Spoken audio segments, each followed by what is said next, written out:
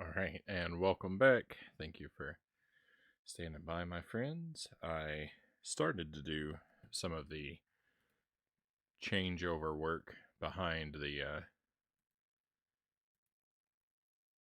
while I was hidden behind the BRB screen, but I didn't finish it, so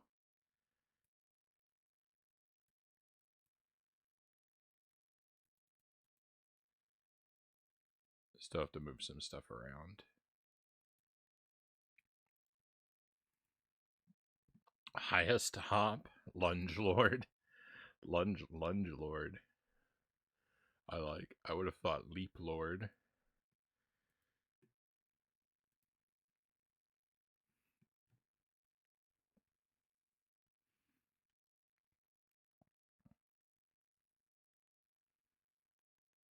Maybe hop hero. Why do we keep the thing is Jump King is not Jump King is not alliterative to begin with.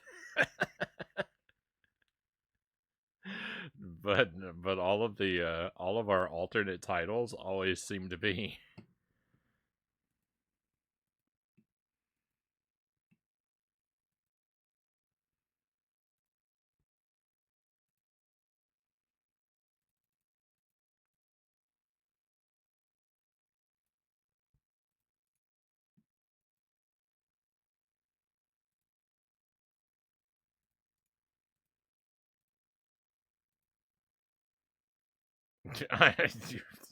You're right. I'm leaving. Oh.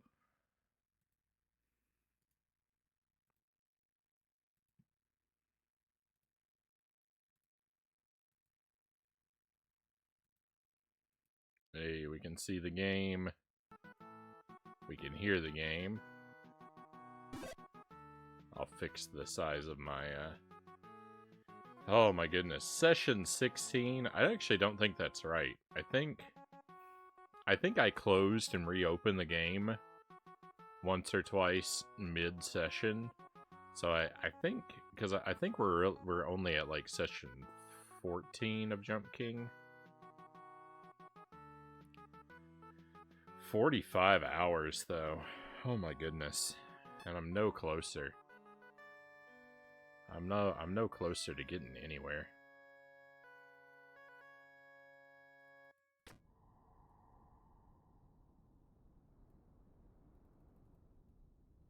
This is going to be my longest playthrough of any game. This is going to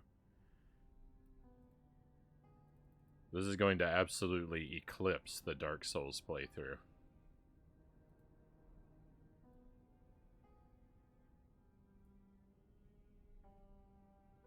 My names would have been better if I had eaten, Dynamite says. It's hard. It's hard to think on an empty stomach.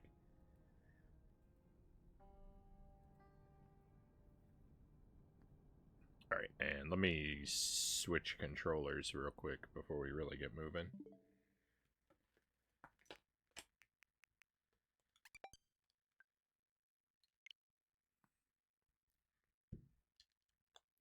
The only thing I don't like about the Super NES controller is it doesn't have like a home button, so it's very obnoxious to try and like you can't exit out of games and get back to like the Switch menu very easily when you're using the Super NES controller, but I like to use it for any game where I can get away with it. Oh my goodness. I don't...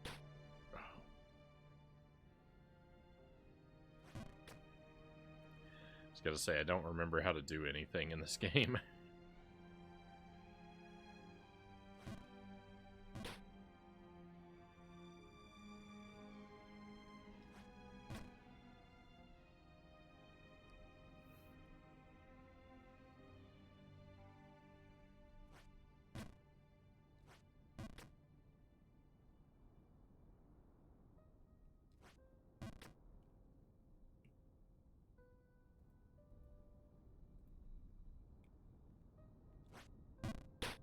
Oh no, I even overshot that. Rip. Forgot how to play Jump King, eh? Excellent training available in Greenland. I'm sure we'll be making a trip. I've already... My visa application has already been approved.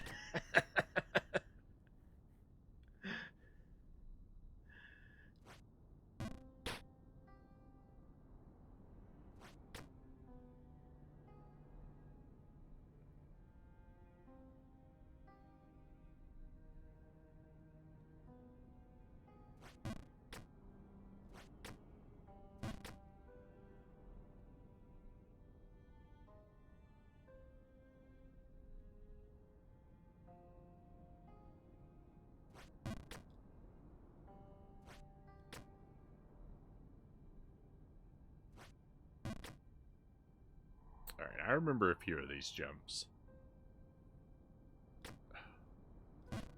The thing is, no one believes me, but I do legitimately like this game. I mean, I hate this game, but I also do kind of love it.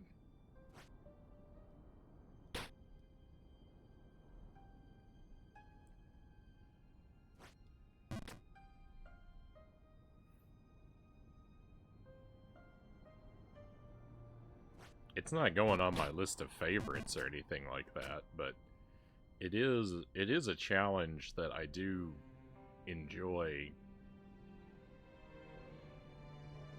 attempting to overcome.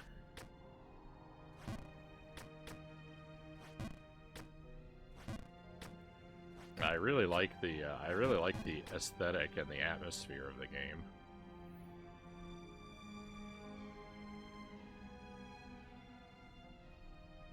It's got a lot of good stuff going for it.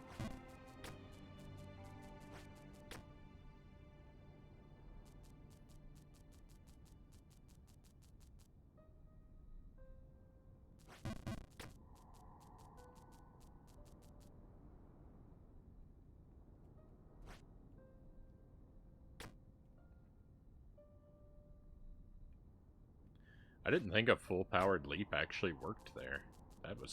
That's very surprising.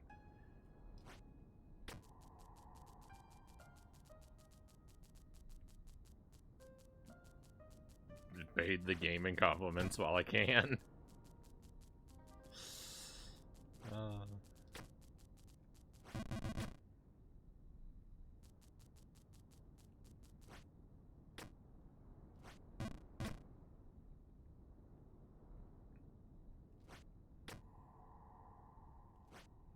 It hasn't broken me down and made me curse at it yet.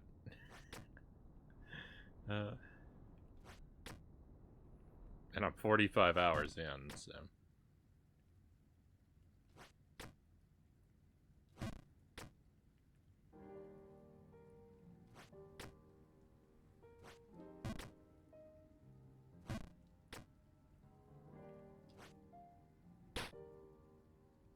Oh, wait.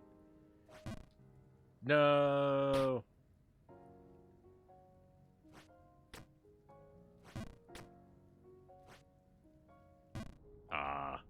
I mean, that was a record time to make it up to the pink world. That was a good start to the night.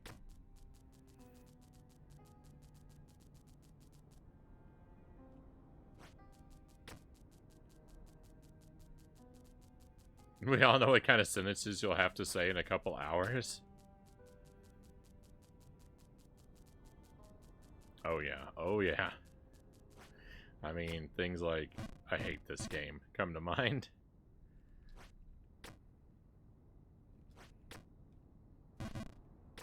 I do kind of say that about everything. It's just jumping, it's just jumping. It is, Jump King is a, yeah, it's just one thing. Your goal is to just keep going up, and really jumping is all there is to it. There's no combat. It's pure platforming, and the way the jump works is kind of weird. You have a committed trajectory. You can't manipulate it once you're in the air at all.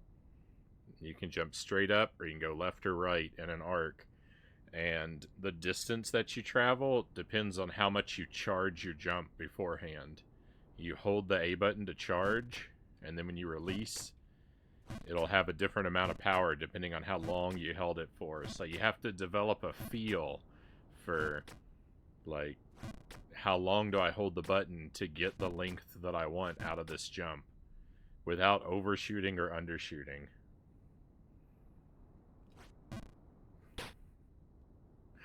And one fall can send you downward a dramatic distance.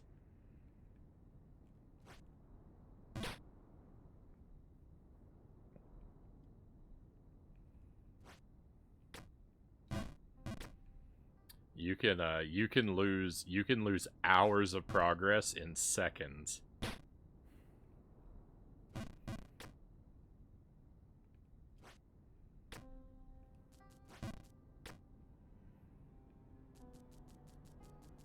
It's a rage game. It's developed specifically to troll the player.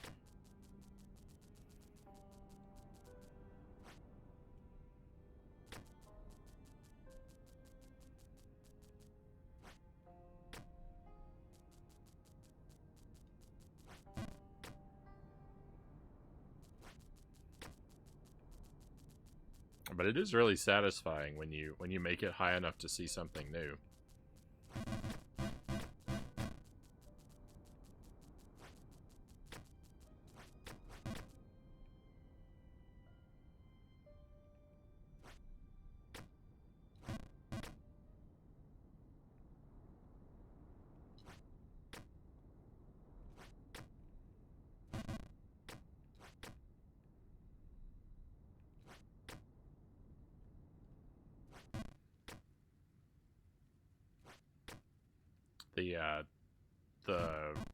The ricochet is pretty much the most, I think, the most sophisticated technique in the game of which I am aware.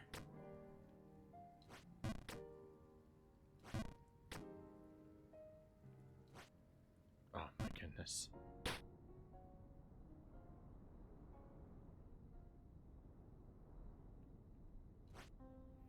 Time is different in Jump King. You can lose hours of progress in seconds, or make 30 seconds worth of progress in hours.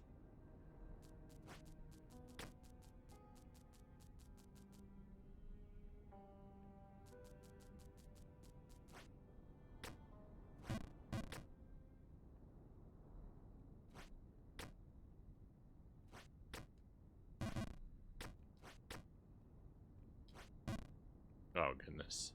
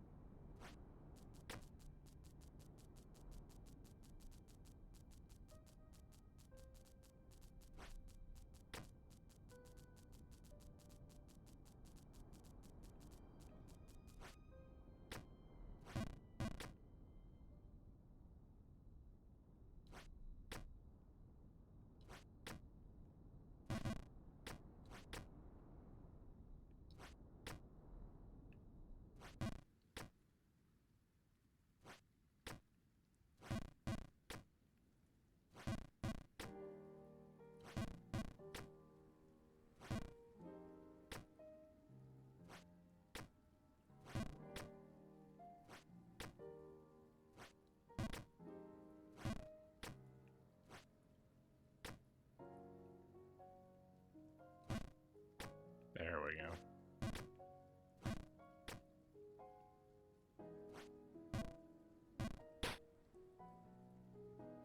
And of course, I'll let everyone know when we make it somewhere I've never been before. I've already been up through these screens several times now, so we've not we're still a handful of screens away from seeing anything new tonight.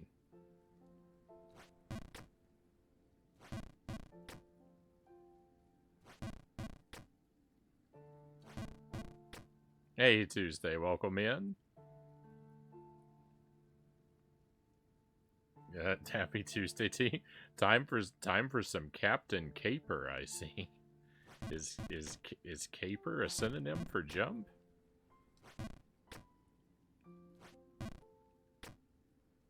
I'll defer to your wisdom. I'm just not familiar with that usage.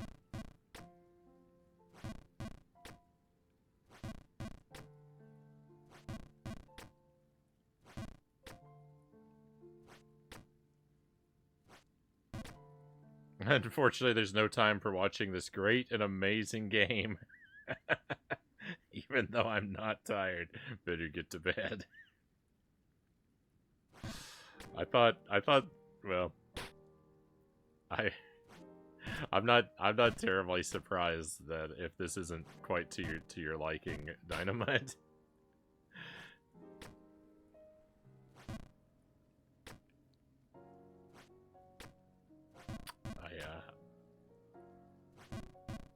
I do appreciate you being with us tonight, though. If you are serious about heading out, I appreciate that you've been here, and I hope you sleep well, and I hope you do really well at your meet tomorrow.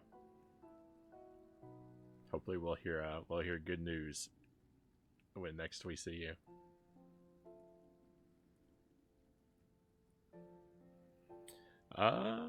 Caper means a playful skipping movement. No, I agree. It's usually used for something completely different. Yeah, I've just never heard it. I don't know that I've ever heard that usage of it. But like I said, you know, I was perfectly happy to defer to your wisdom.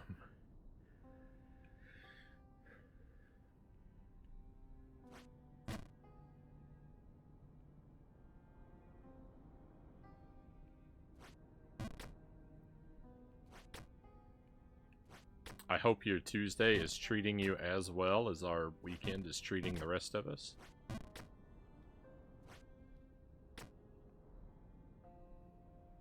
This game, when I see Jump King, for some reason I think of Jump Man, Greg says. The original name for Mario? And think it's an early 80s Mario game.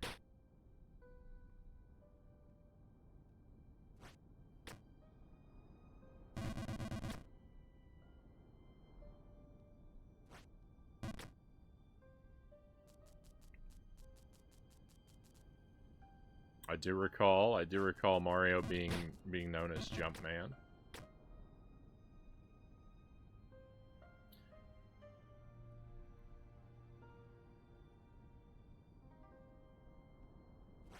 When I hear Jumpman, I think of the Commodore game, though. Before I think of Mario, I actually think of Jumpman and Jumpman Jr. on the C64.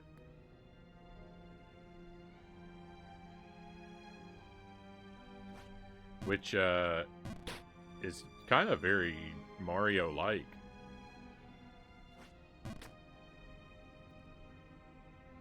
I think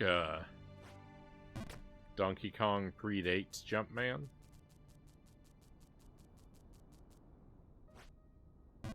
So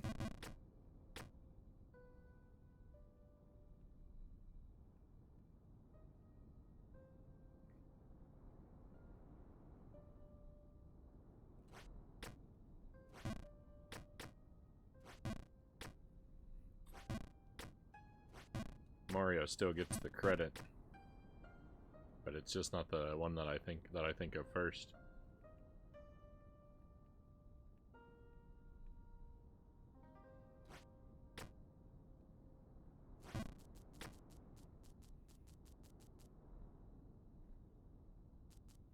You'll have to fact check me on this, but I think if you want to be really particular about it, I think Mario's original name in Japan was Osan. which is a Japanese word for something like middle-aged guy, and not really a name.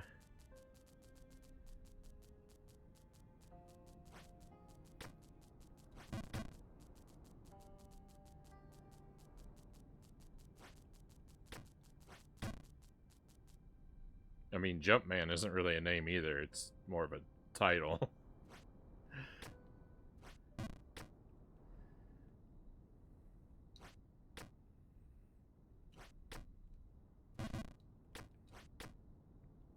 Jumpman was from 83. Yeah, I haven't actually played the Jumpman games on the C64. I don't think I've ever played those. I've only played Jumpman Jr. But I think there's Jumpman 1, Jumpman 2, and Jumpman Jr. And I've only played the third of those. But yeah, it very much reminds me of Donkey Kong because you climb up and down ladders and avoid obstacles / bad guys.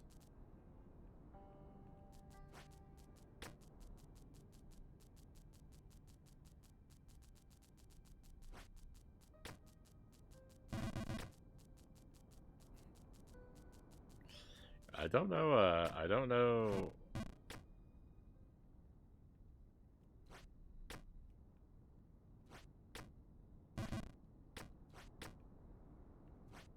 I mean, Mario was originally supposed to be Popeye.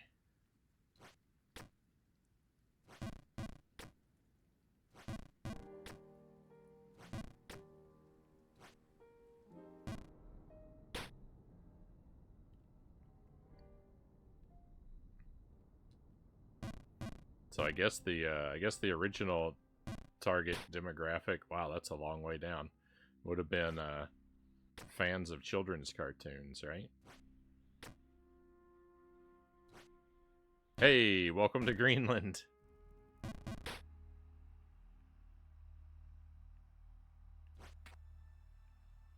Get excited, everyone. It's happening.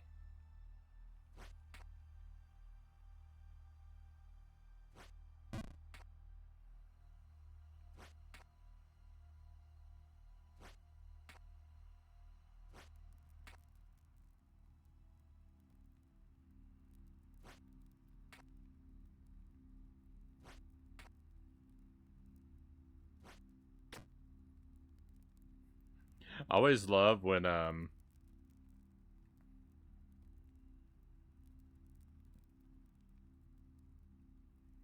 always love when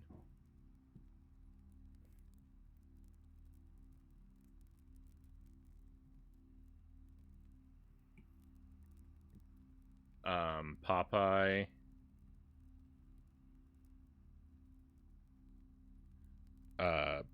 punches an object and it explodes into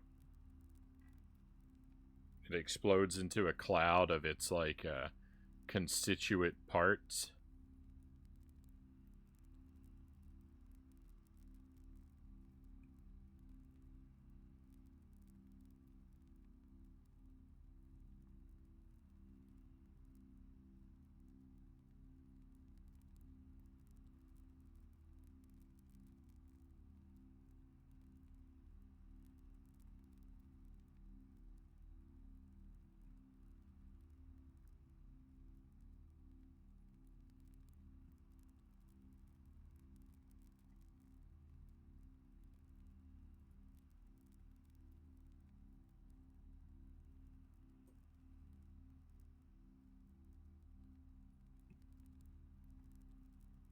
I'm fact checking myself right now slightly.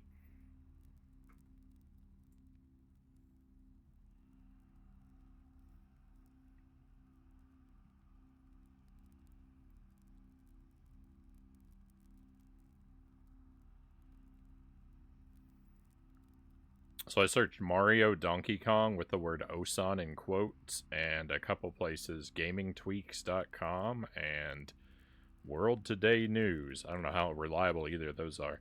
Both have the factoid for Mario being called Osan in Japanese.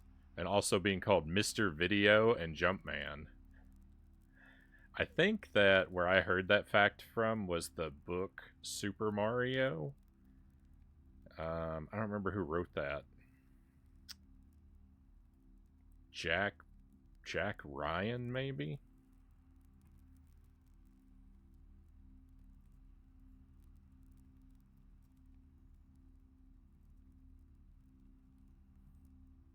Any pleasant distraction to not... Was that the name of the author? I don't remember the author's name.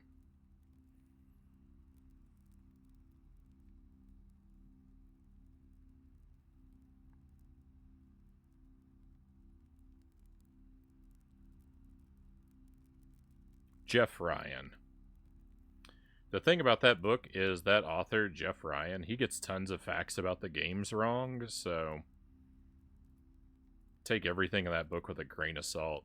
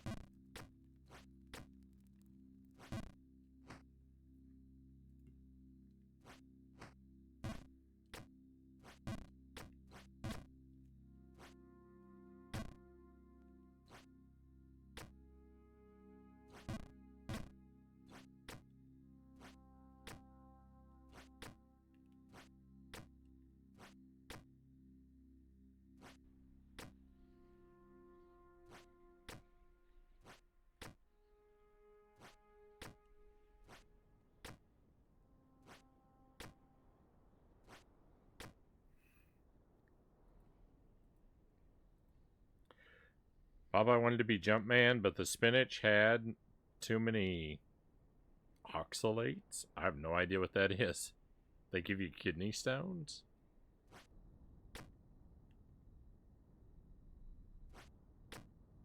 You can get kidney stones from too much spinach? I've never heard that before.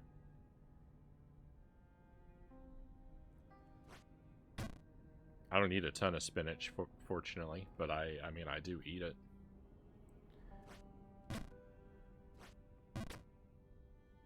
I like spinach better than, like, a lot of other leafy greens.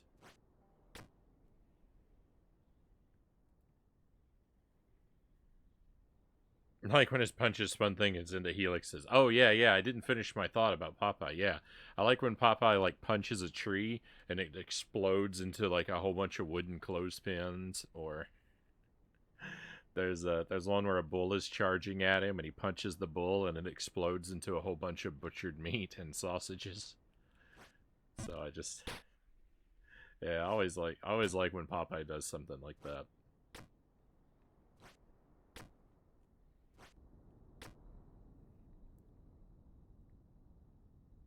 Sounds right. Now that I think about it, I seem to recall a gaming historian mentioned it once in one of his Mario videos.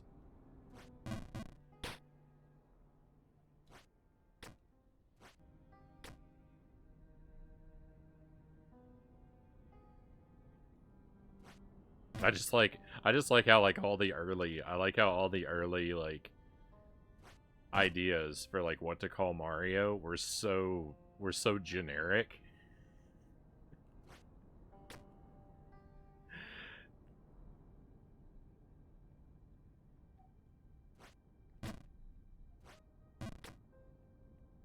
That's just the thing that amuses me about him, is like all the early names before they settled on Mario were just such generic stuff.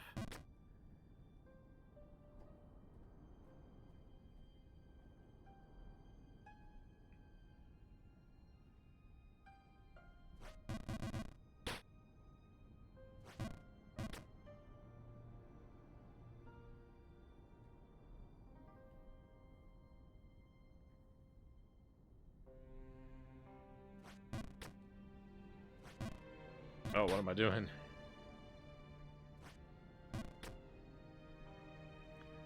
So don't go eating cans of spinach like Popeye.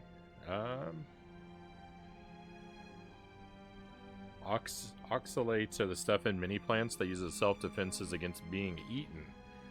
It builds up over time if you overeat it.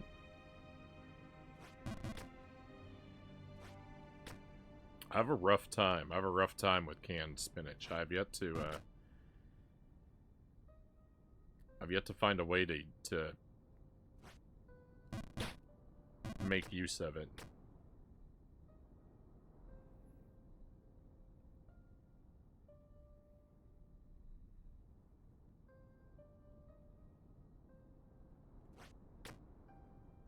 When I want spinach and something, I tend to go for the fresh stuff.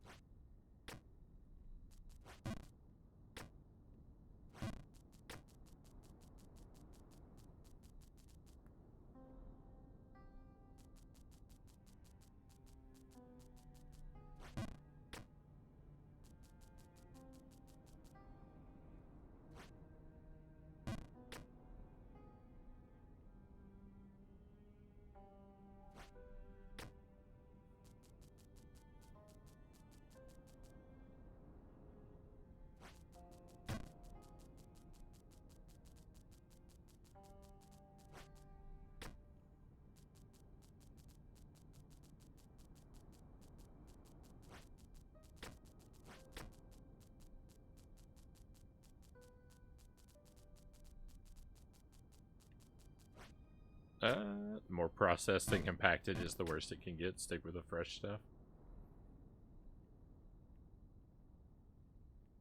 Of course you'd expect me to say that, Mr. Meat and Dairy Only. It depends. Like I use some things that are canned. I'll go for canned tomatoes and canned beans. I think are fine. I use canned mushrooms sometimes, though I'm not really crazy about those.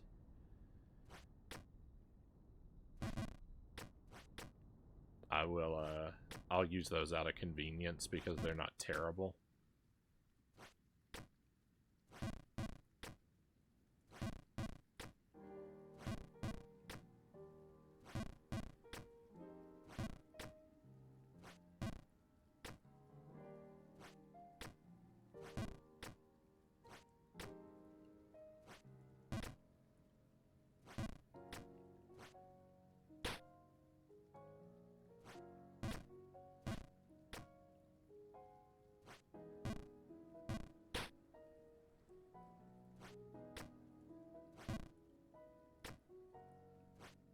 Canned corn is fine.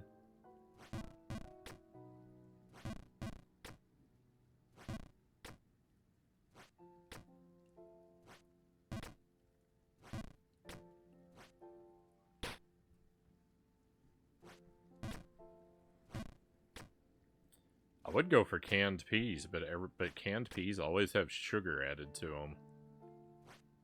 And I don't like that about them, so I go for the frozen peas instead. And I'm usually not really crazy about frozen vegetables. A lot of them taste kind of off, but peas seem to freeze really well.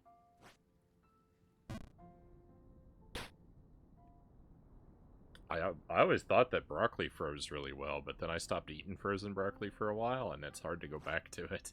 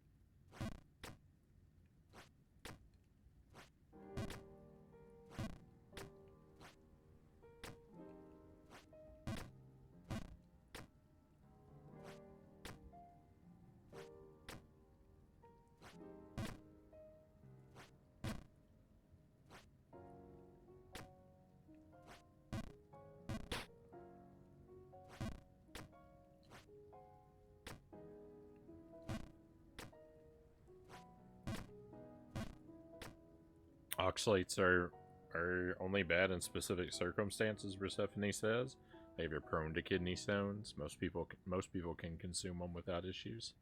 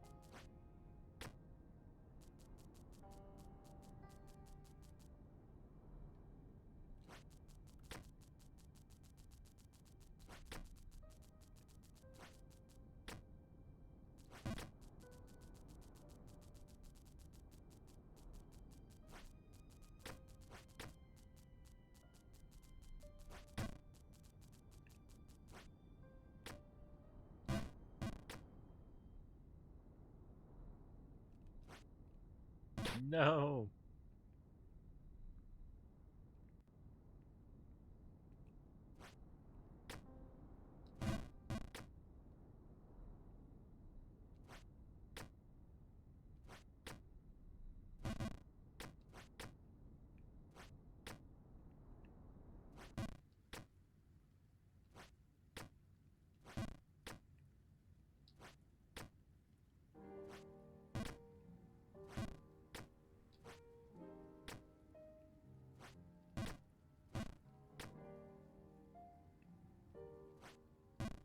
Oh.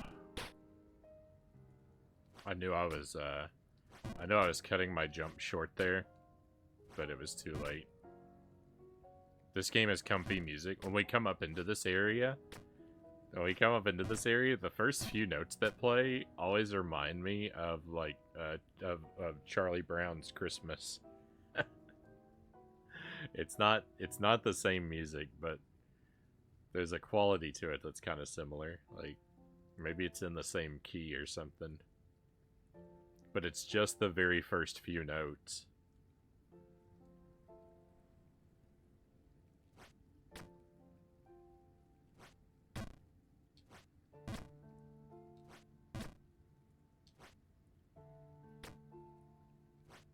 No!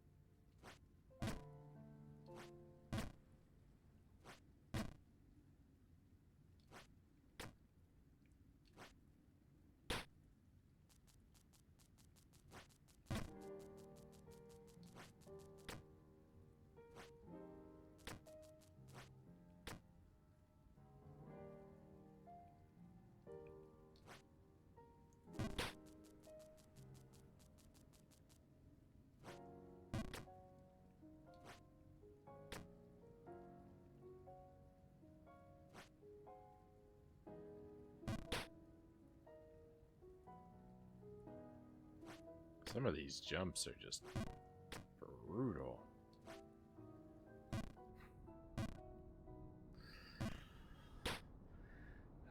Not as brutal as the falls, though.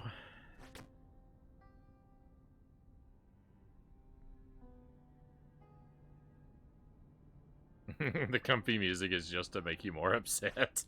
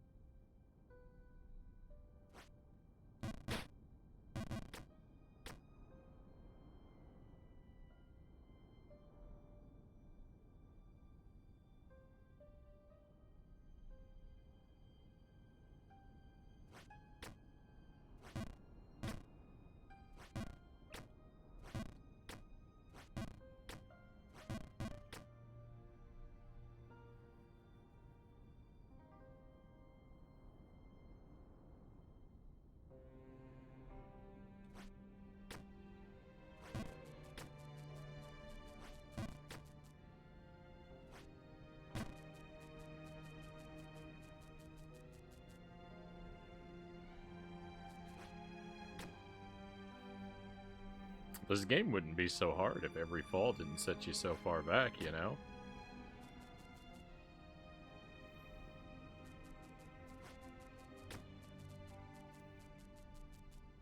It's not the jumps that make the game tough, it's the falls. 50 hours in, I'm just starting to realize that.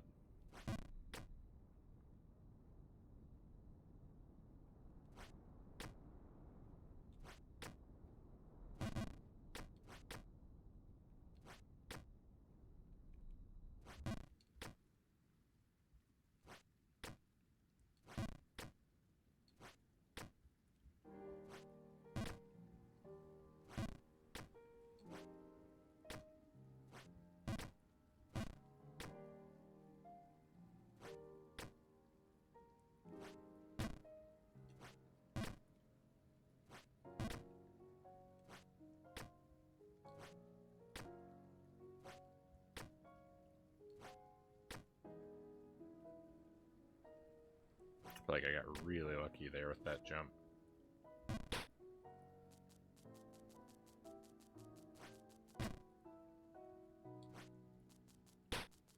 Thought that was gonna go over.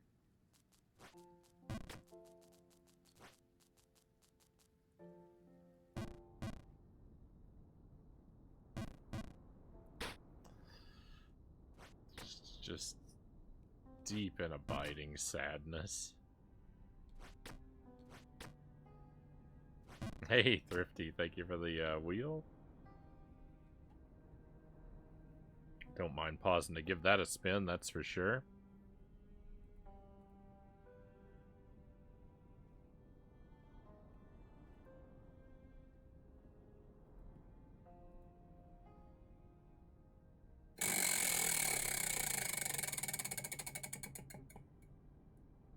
And what do we get? Something green. It is sweet jalapeno sauce. Alright. You know, there's one sauce that's on the wheel that we've still not landed on. It's this one over here in the purple. We have not landed on this square since I updated the wheel. Sweet jalapeno. All of these cute tiny little bottles are from a set called the Good Hurt Fuego. The ones that are currently on the wheel are all on the milder end, and we're going to work our way up toward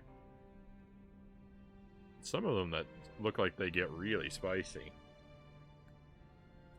But for now, they're just mild. This is a sweet jalapeno hot sauce. We're going to enjoy a generous sampling of it atop a Triscuit cracker.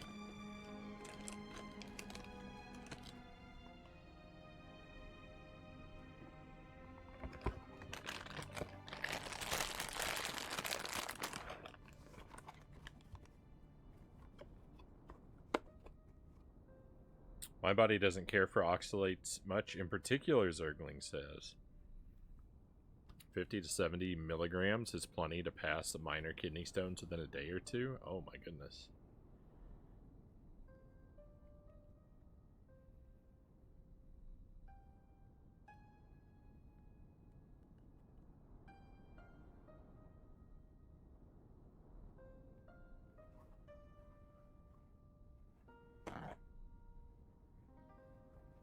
Prepare a paper towel here so I don't accidentally spill any of this hot sauce on myself. It's these sauces are very runny, is the thing about them.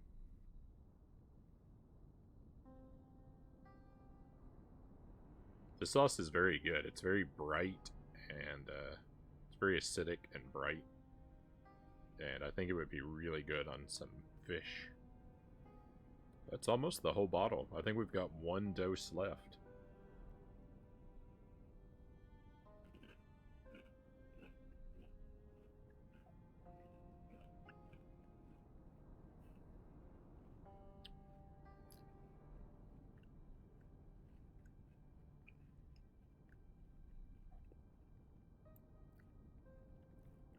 It's got a little bit of a kick to it. Like, you know you're eating a hot sauce.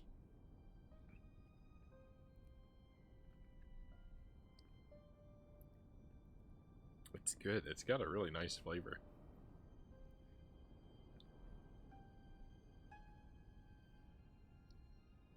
That was a good spin of the wheel for me.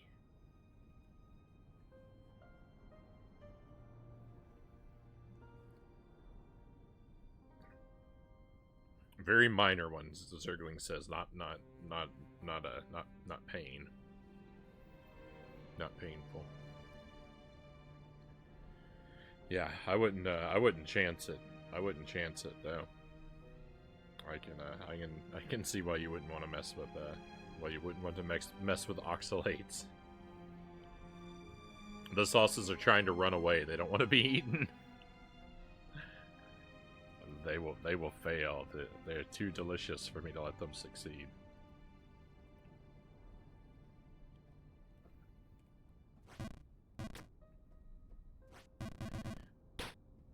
The sauce that we haven't landed on, this purple one here, is a garlic herb sauce. It says I don't even know what kind of pepper it's supposed to have.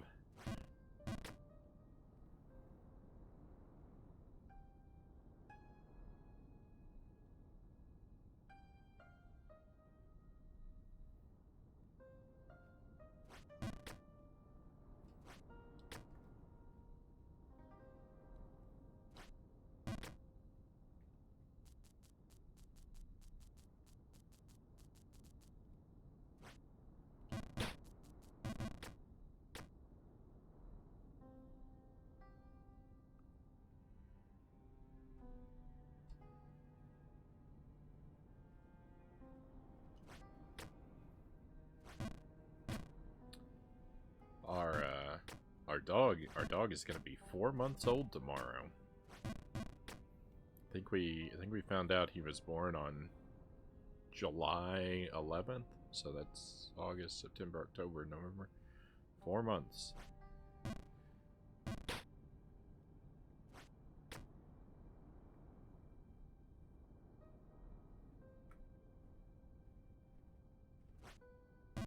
He's so much bigger. He's so much bigger. He's like 4 times larger than he was when we got him.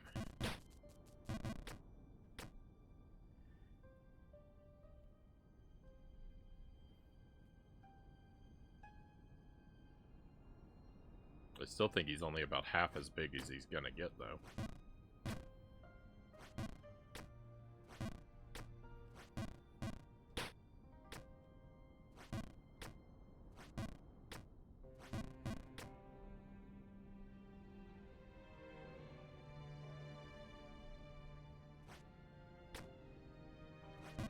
That's on my mind because I remember we're gonna adjust his food tomorrow too. He's probably gonna get a little increase in his daily food allowance, and so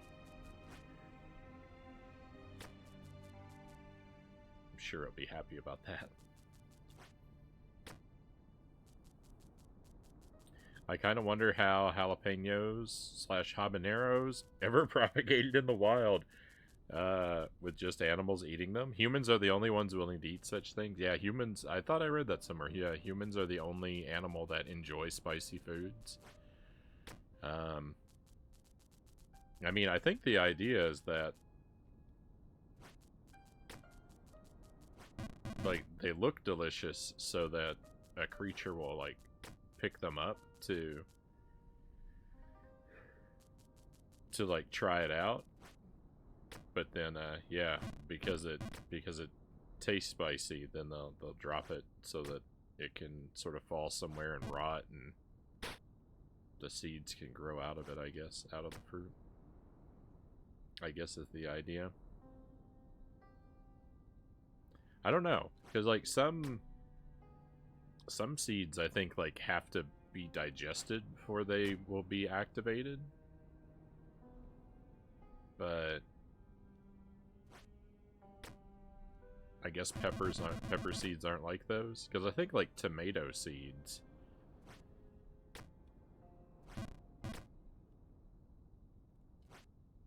I don't know. I thought if you wanted to grow tomato seeds, you have to treat them in a particular way to activate them that mimics digestion. I might be thinking of the wrong plant. Any sort of science data that that's ever entered my brain just gets sort of scrambled and mixed with a lot of other stuff.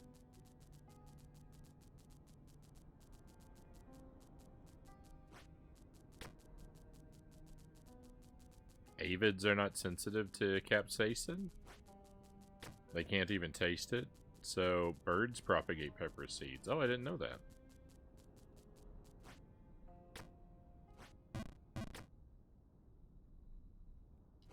Well, there we go.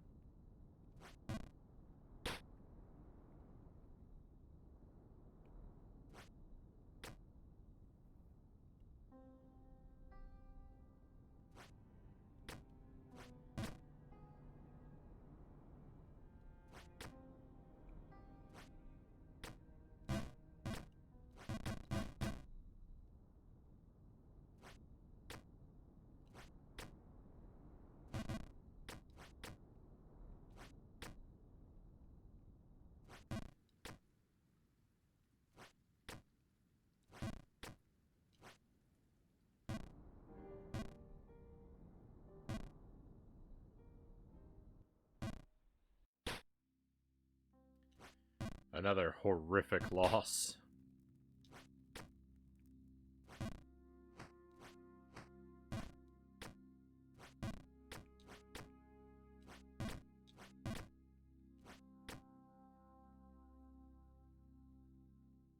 As far as I know, it's specifically mammals that are sensitive to spice.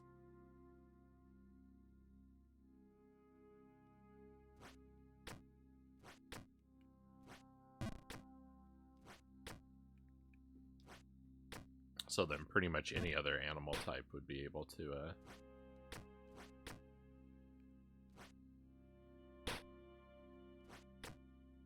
help scatter their seeds across the earth.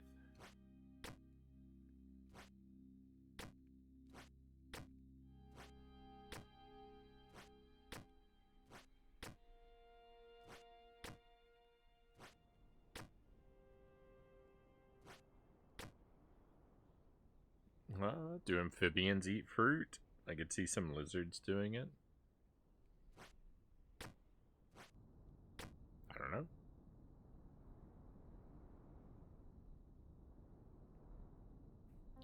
Would a Venus flytrap eat fruit? Like if you dropped a strawberry onto a Venus flytrap, would it eat it?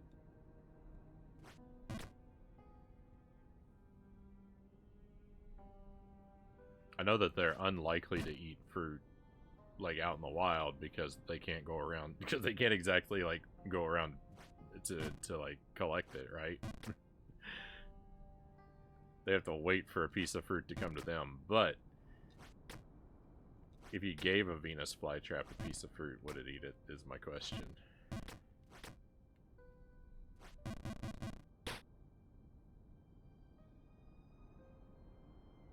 lots of farmers feed their chickens chili peppers? Those chickens go on to be spicy chicken sandwiches. I would imagine it could digest fruit. I just wouldn't know. Like my thought would be like, would it? But okay, so like probably it could, but would it recognize the fruit as something to digest? Like if you dropped a fruit on it, like would it act like would it do like what it does when a bug lands on it, or would it just sit there and like not acknowledge that it was food?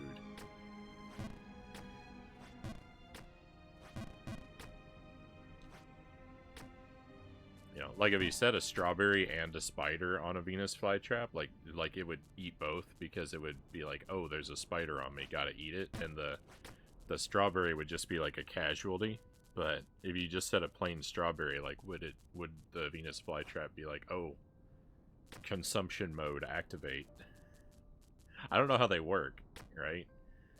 Because like if it's just like pressure sensitive, then I guess it would work. But if it's like a chemical reaction to like, I don't know, like a protein or an amino acid or something, I don't know. I'm just, you know, just interesting to I'm just curious. I've never thought about it before.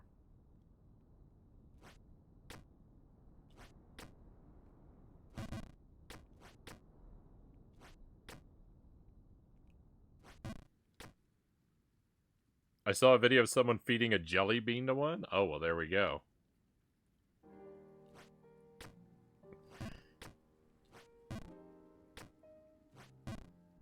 If it thinks a jelly bean is food, then definitely.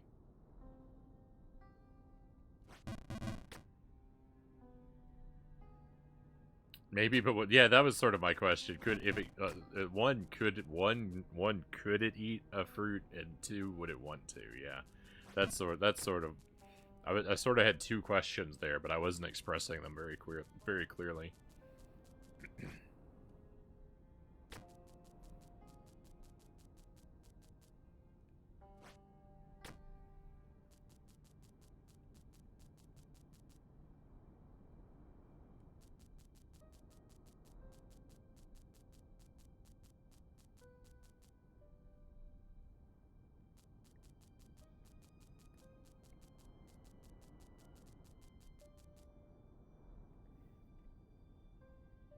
Doesn't have a brain, really, probably just reacts to any stimuli to clamp shut. Yeah. And that was another thing that I didn't know, though, was if the closing up was a physical response or a chemical response. Like if it felt pressure and that caused it to close, or if it detected a chemical and that caused it to close.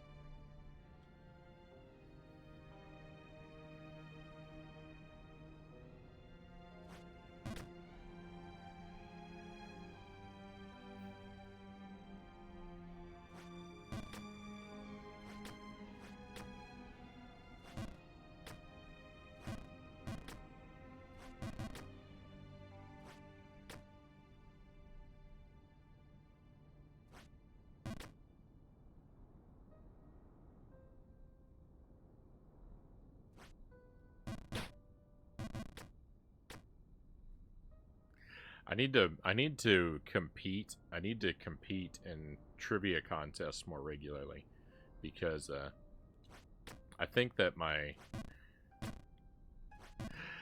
like I feel like I feel like I have a degree of curiosity about the world, but I also feel like my brain is very Spartan in the way that it treats information, and so that like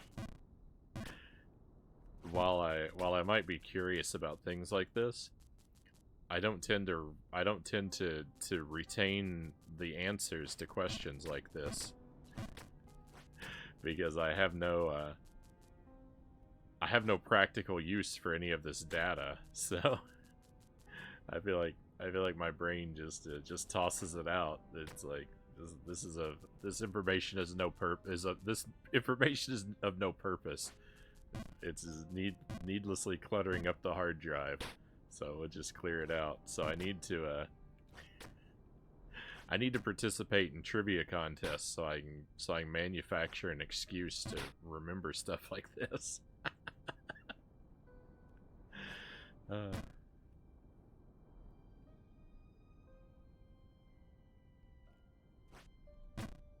I couldn't sleep. I'm back, Pokemon says. I'm sorry you couldn't fall asleep.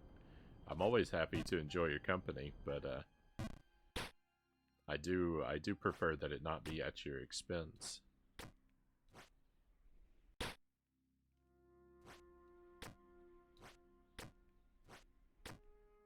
I'm currently, to get you caught up to speed, I'm making no progress in Jump King, and I'm pondering aloud a lot of inane questions about the plant and animal kingdom.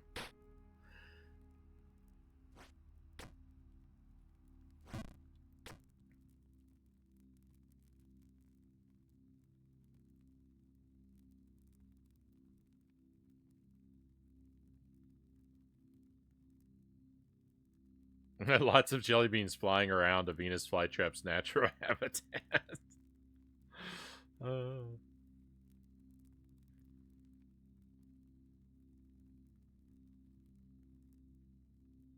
The reason I like to think the reason the flowers for Venus flytraps are so tall is because they'll eat themselves.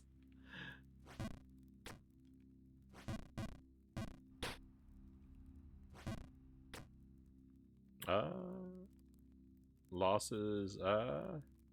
People actually draw lots of parallels between Dark Souls and Jump King. That one's pretty surprising.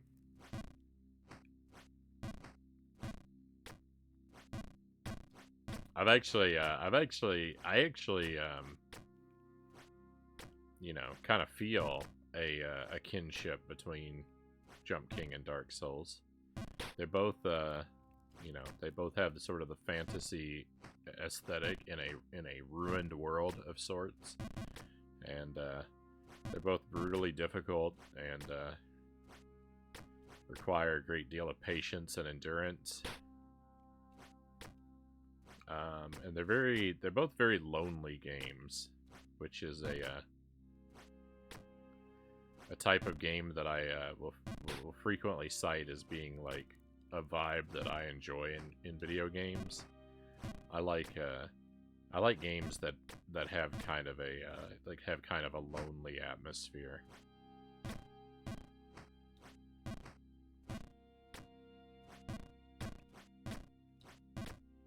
The world is very sparsely populated, and what population there is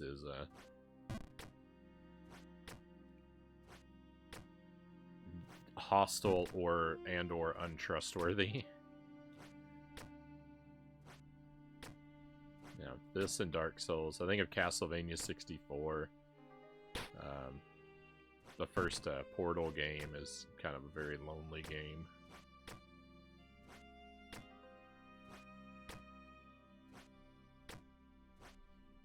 There are lots of others. It's hard to think.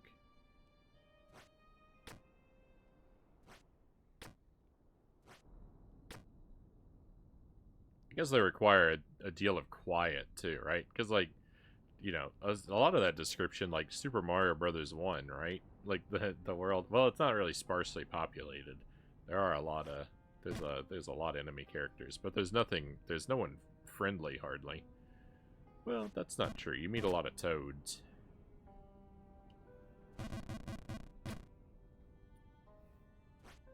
But there's not a lot of moments of empty quiet in, you know, that game, like there are in the others I mentioned.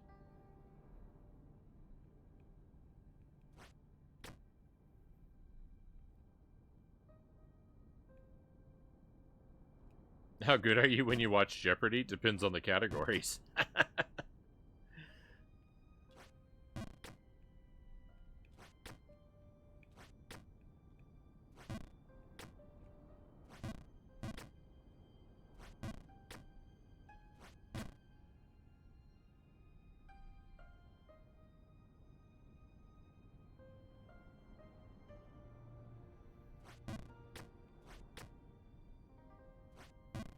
Some of those category titles are a lie, though. I've watched a lot of Jeopardy, and I've never once seen I have never once seen a question about dried flower petals come up in that potpourri category.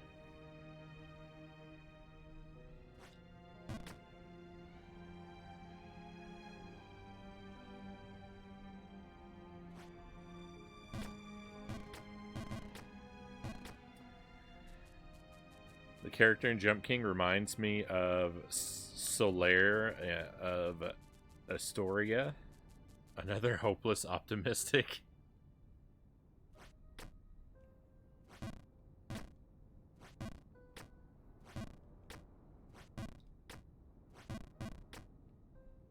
I don't know if I'm a hopeless optimistic or a pessimistic hopeful.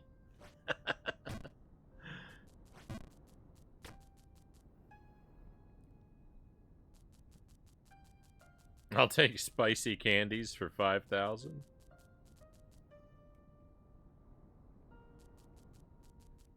Frownie always gets it all right when terrible ways to describe flavors comes up.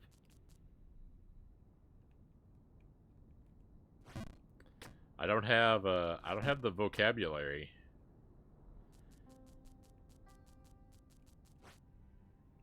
That's one of my I think that's one of my more endearing qualities. I'm my complete inability to describe what anything tastes like.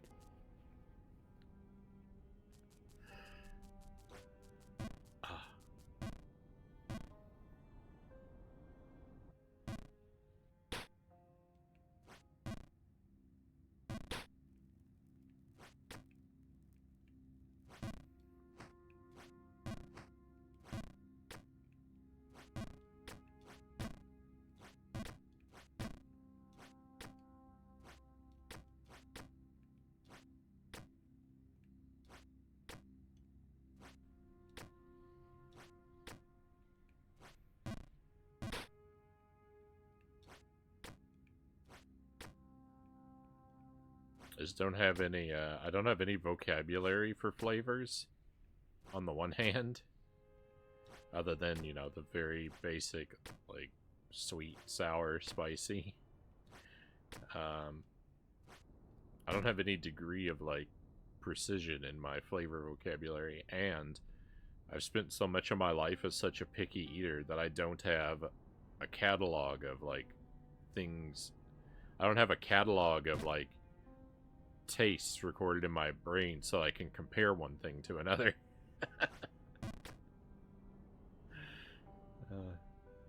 If I, you know, if I ate 100,000 foods, then I would have a big pool to put every new thing against. But I've only eaten like 80 foods in my whole life, so my pool is very shallow.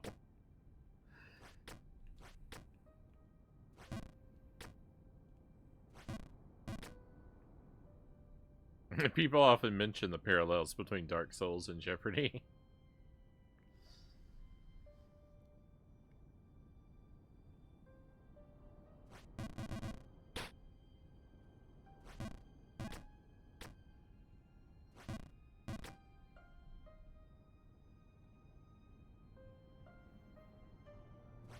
I didn't believe him. I didn't believe him myself until I was forced to restart the game because I failed to battle Lord Gwyn in the form of a question.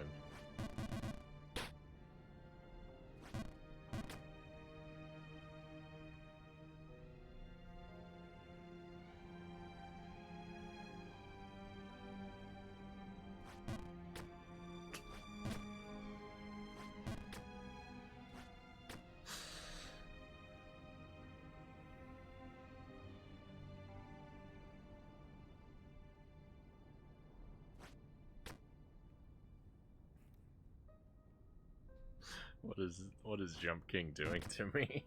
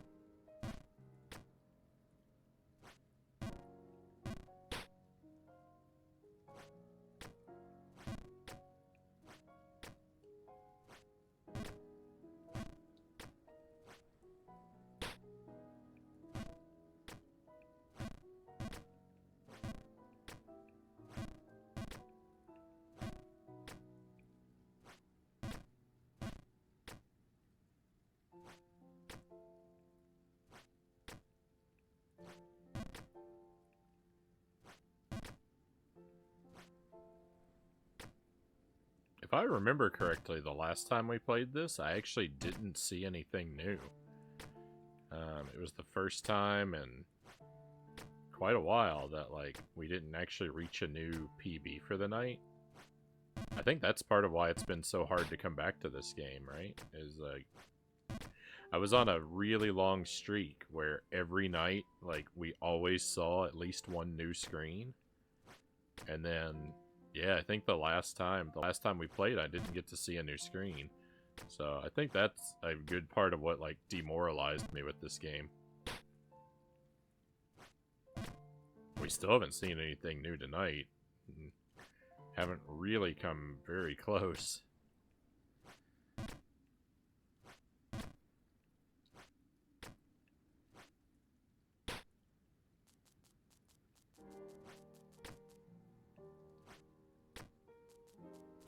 Tonight's the night, Frownie. I've got a good feeling. I mean, I would love to think you're right. I can't set myself up for heartbreak like that.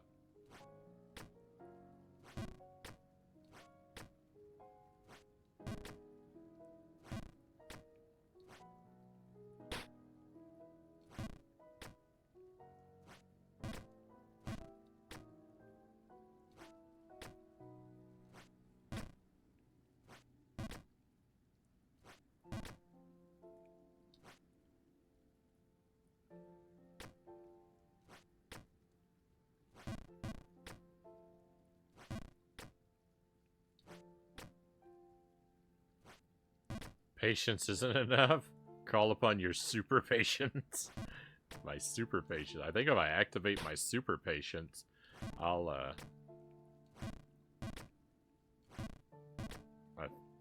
think I'll turn to stone. Like a troll in the sunlight.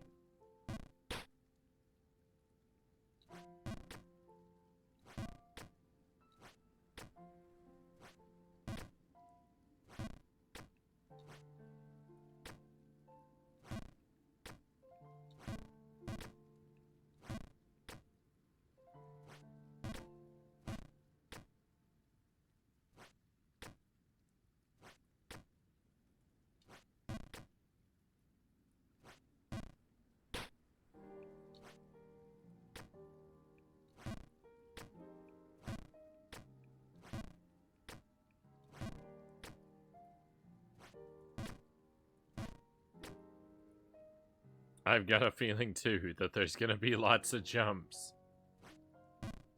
Better than lots of falls.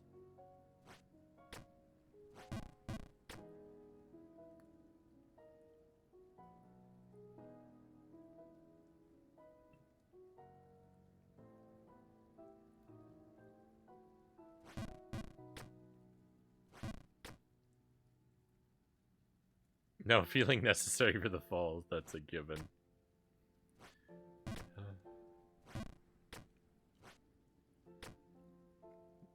You see, it's not raining in the game. Those are my tears. My endless tears.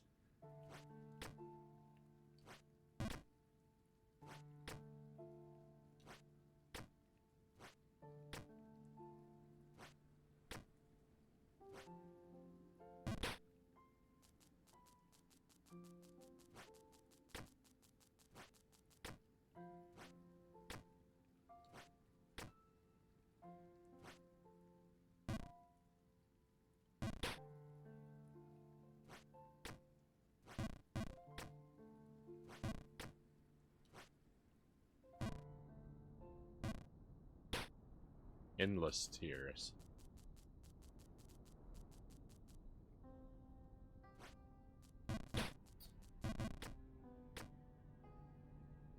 Tears of the Jump Kingdom.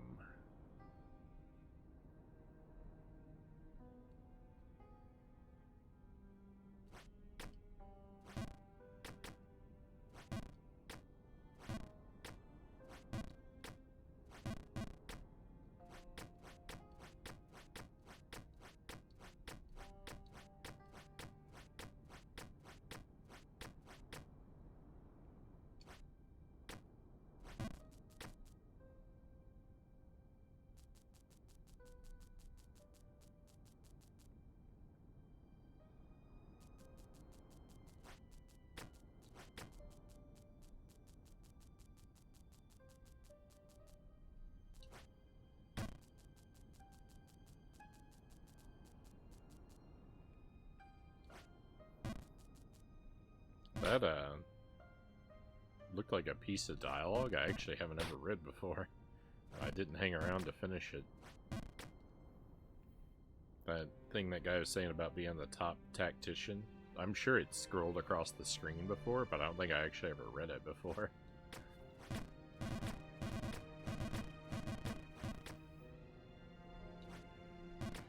Regular patience, super patience, ultra patience, hyper patience. Hyper patience feels like an oxymoron to me.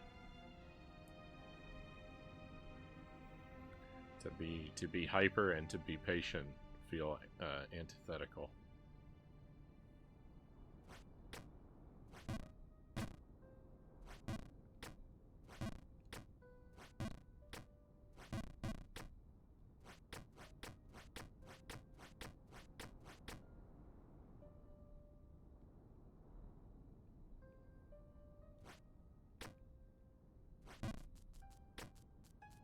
Giga patience, uber patience. What is the highest? What is the highest form of patience?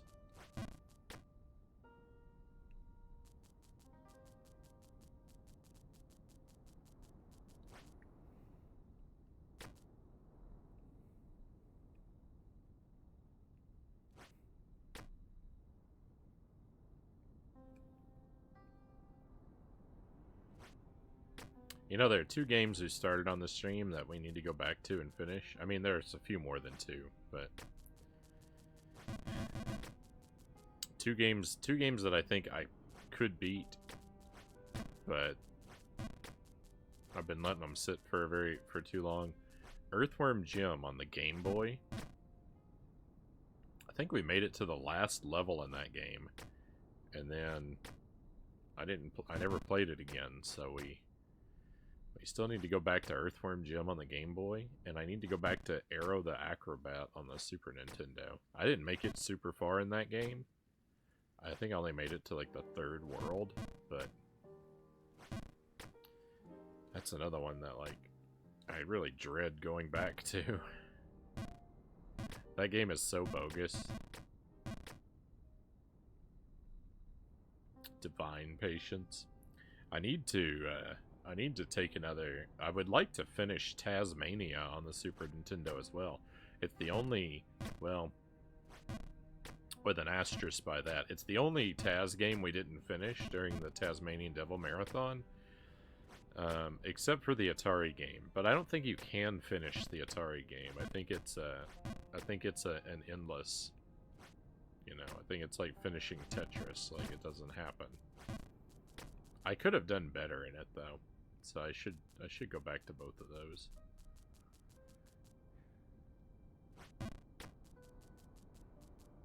I think I actually got a new Taz game.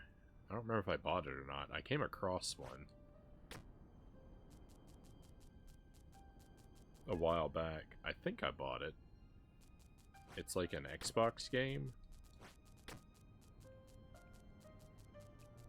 So maybe some night we'll play. We'll do all 3 of those Taz games one night.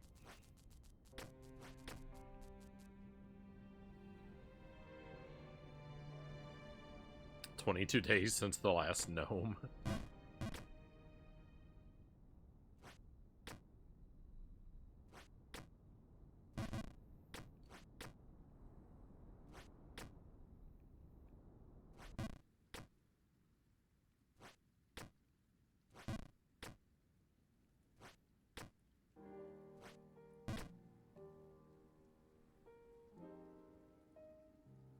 The one in the ice area? No, I haven't been that low tonight. I did go back into the ice area, but I didn't fall that low. Yeah. I was I was very close.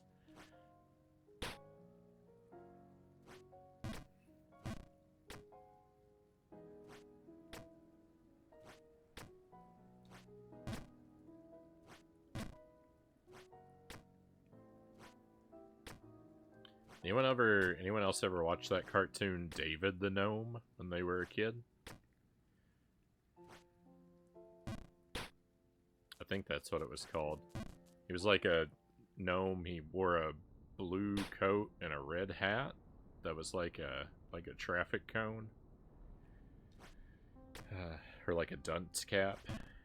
And I think he rode around on a fox. I remember seeing that. I remember seeing that cartoon when I was a kid, but I have literally just told you everything I remember about it. I don't remember a single thing other than what the gnome wore, and I think he used to ride a fox.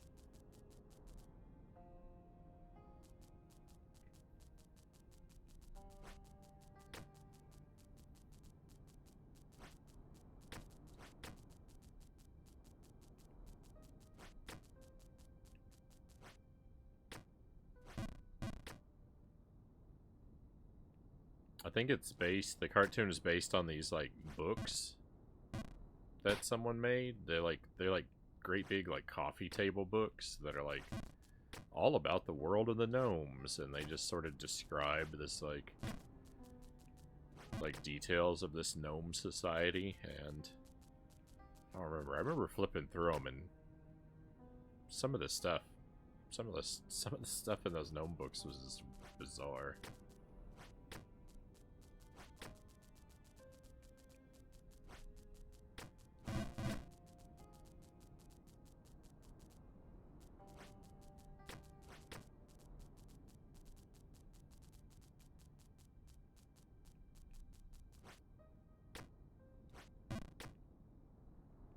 None of my stories ever have a point to them.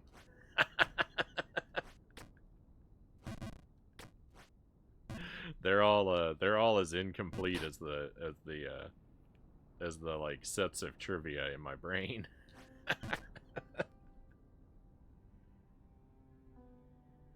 just a handful of scattered, mildly related sentences.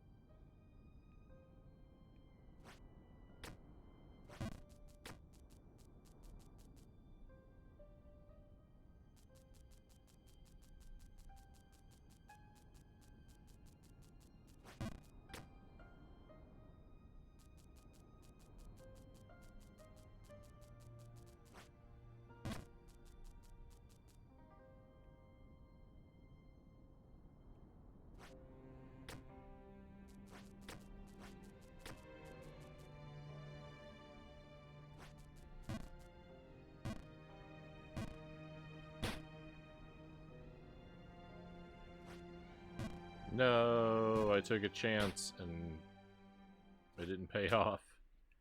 I thought when the wind was blowing to the left that a straight upward jump might carry me into that little building over there. I was wrong. I should just stick with what I know works and not experiment, but I was impatient. I didn't activate my uber patience, and now I'm getting what I deserve.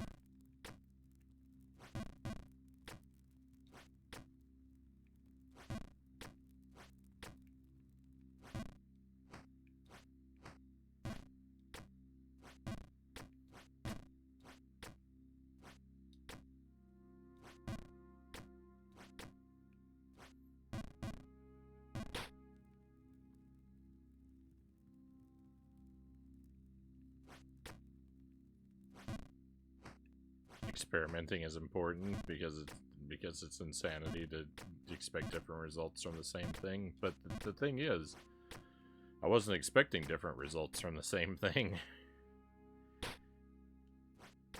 I was expecting the same results from a different thing.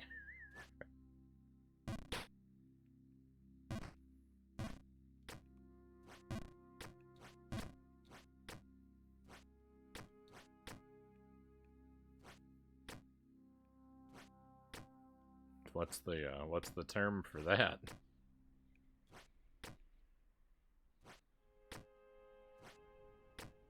I'm afraid you're insane then, Frownie. Well, I don't think that's news to any of us here. I think that's a sad truth we've long since accepted.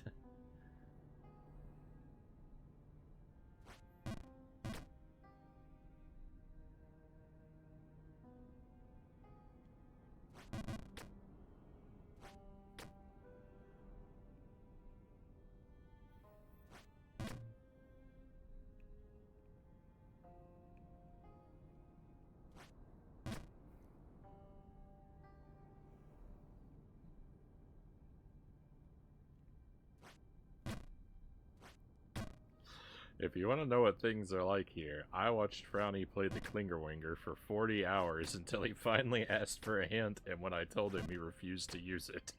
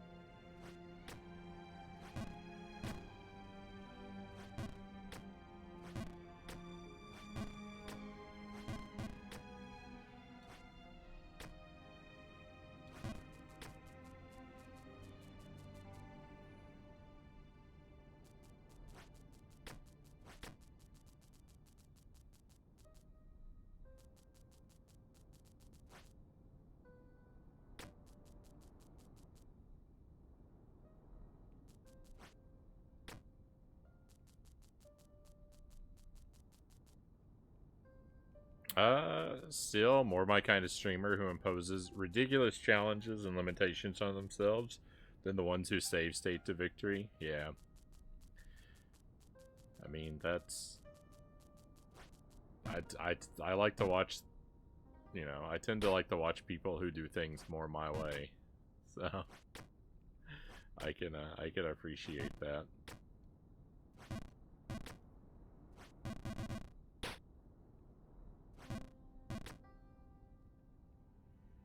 I won't, I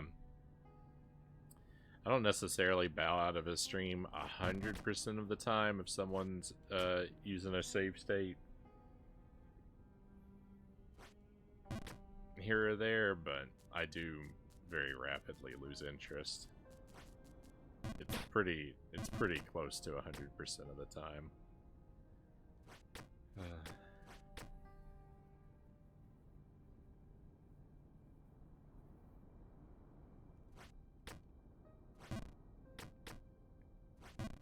I'm a little more, like, I tend to be a little bit more okay with it if someone's working on, like, if they're doing something where they're playing through, like,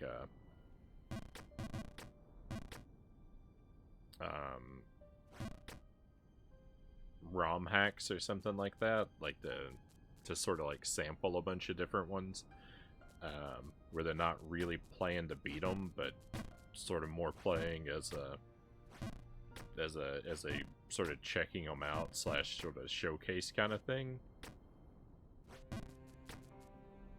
Because it isn't, that kind of thing isn't really about, like, they're not really playing it for the challenge, but like that's an example I can think of where if someone's using save states, it doesn't, like, completely destroy my interest in watching. But usually, like, I like to tune in to watch people overcoming challenges, which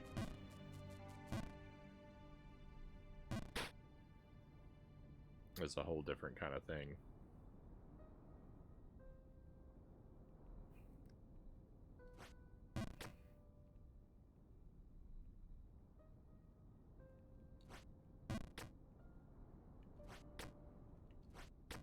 You watch me load Ghosts and Goblins save states 10,000 times. Well, I mean, you know, there's like, yeah, it's sometimes when you're having a good time too. If I'm having a good time, I'll hang around for a save stated stream.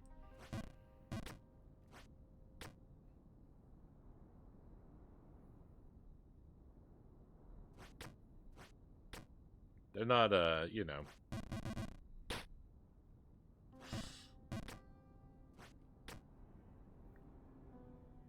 It's not a hard and fast rule. I don't really have a lot, you know, like if people want to play with save states to get through games too and stuff like that, like I'm not gonna go out of my way to try and make people like feel bad for it or like they shouldn't do it, but I mean it's just not the way that I like to do things, so.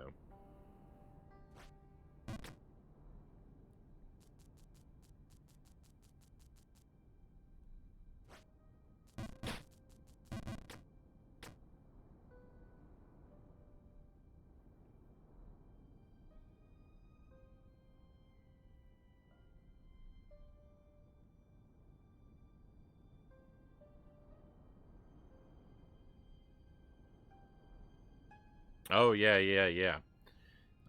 That's an important what you're talking about there. Yeah, like a game shuffler.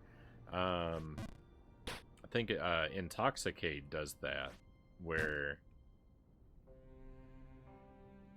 it's one of those randomizers where it will shuffle you between a whole bunch of different games.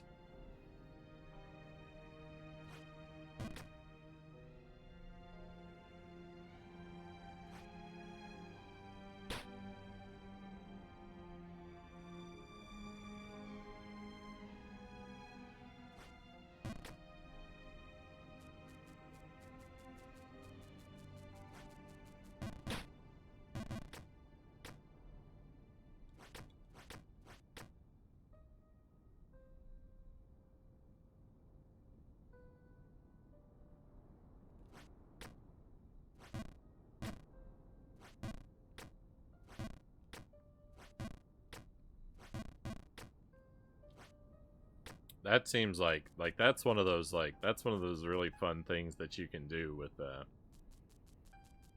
you know, like emulators and stuff. Is like one of those sort of things that I'm like where I'm aware I'm missing out on something by being so attached to the old hardware.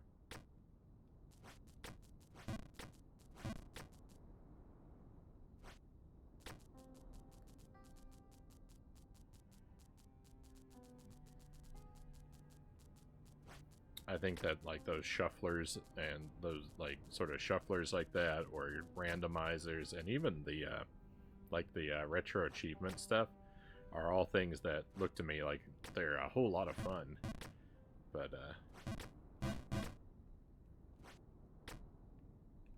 they're just not really on the table for me.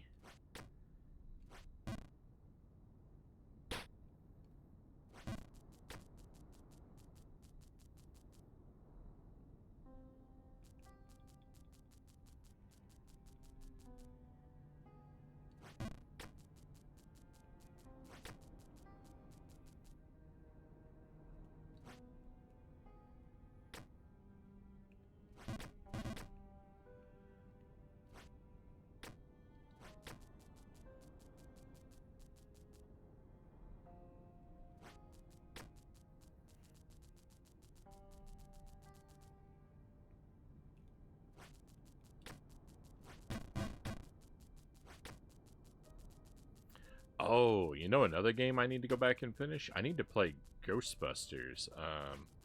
I need to play a couple different Ghostbusters games, but I need to play Ghostbusters on the Genesis because we played that one night like 2 years ago, and I think I made it all the way up to the final boss. I think I was at least on the last stage if I wasn't at the final boss, but I didn't. But I ran out of lives. I never went back and finished that game.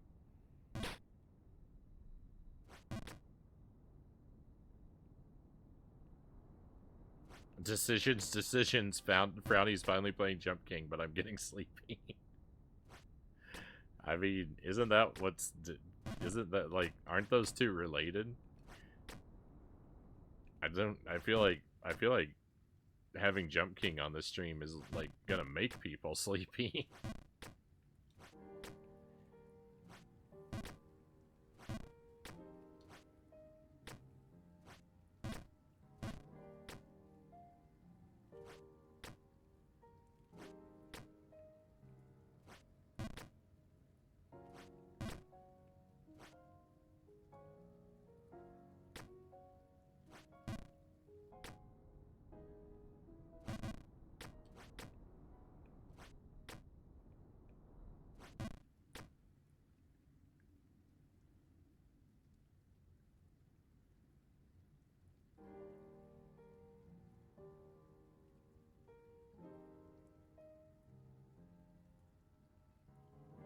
Oh, I think I missed something.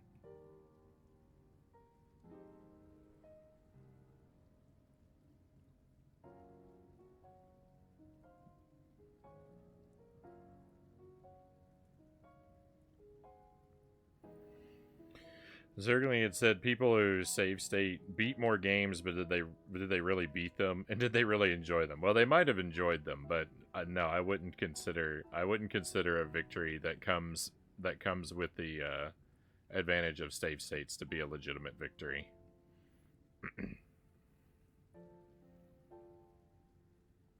And we can, if we can disagree with that on that, I'm fine. But no, if I'm making the leaderboards, do I include save stated runs on them? No. Do you need to care about being on my leaderboards? No. But that's the way that I feel about those kind of things.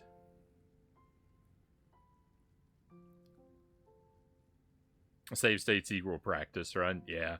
And see, I've thought about that too. Like, that's one thing. Like, because I like to do challenge runs of games, but all of my practice has to be RTA.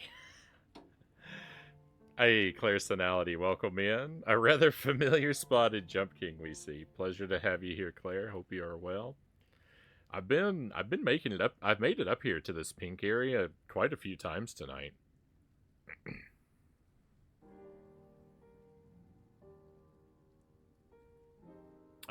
Hey, Tommy, welcome in. Pleasure to have you here as well. Frownie guiding me through my dreams since 2023. I mean, hopefully for many more nights to come.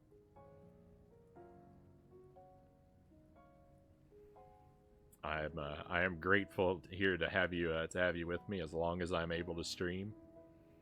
Always enjoy watching and sleeping through your streams.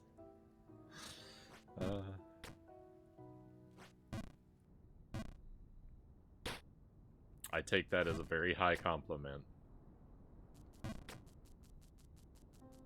Can't remember how much further than that I've made it. Just I think like 2 screens.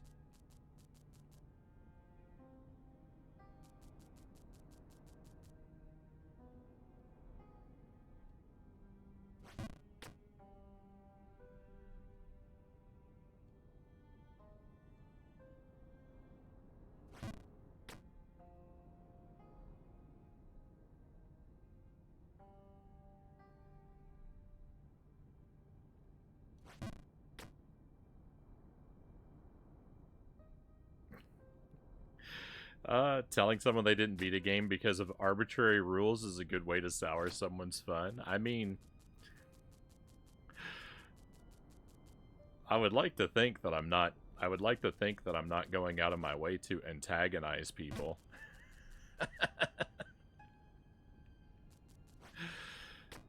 I'm not dropping into people's streams and telling them, "Hey, you're using save states. You're not really beating this." I don't think you'll ever find an example of me having done something like that.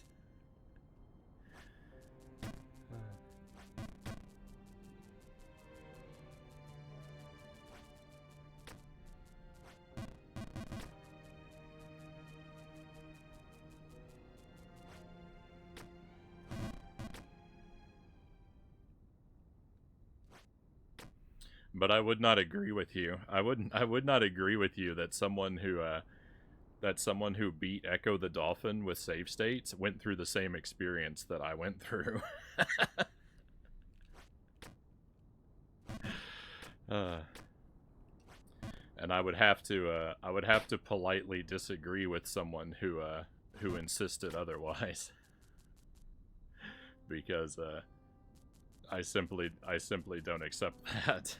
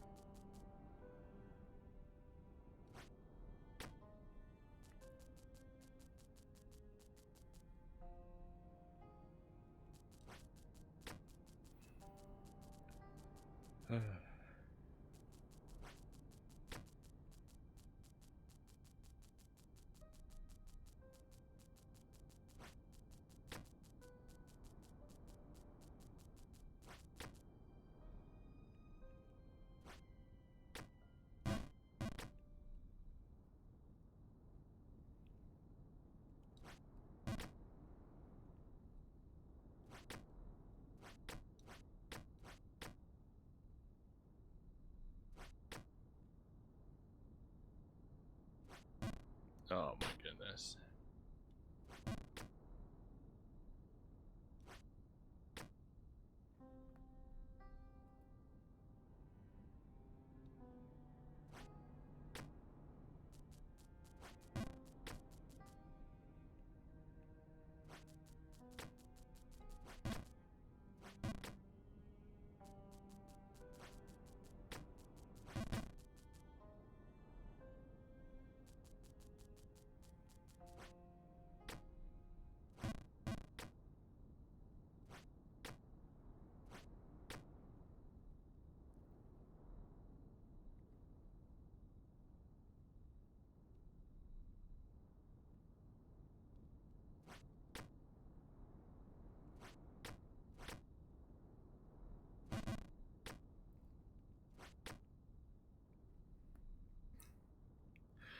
I think we just have to agree to disagree, Persephone. I don't think we're gonna see perfectly eye to eye here.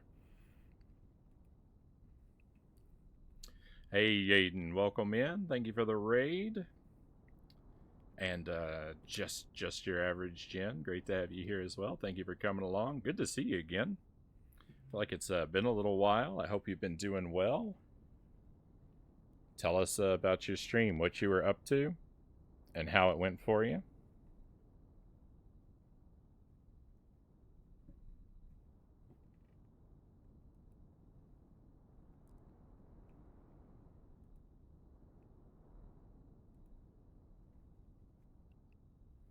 Conker's Bad Fur Day. It's been something. That's one I actually haven't played that game. That's one of the games I have in my collection that I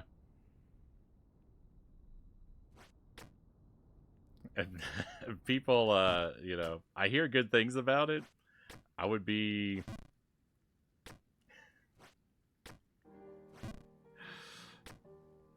have a hard time playing it on stream myself.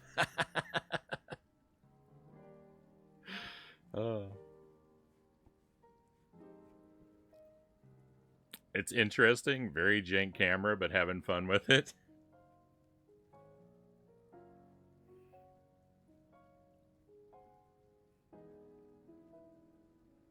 I do hope to sit down and make the time to go through it one day.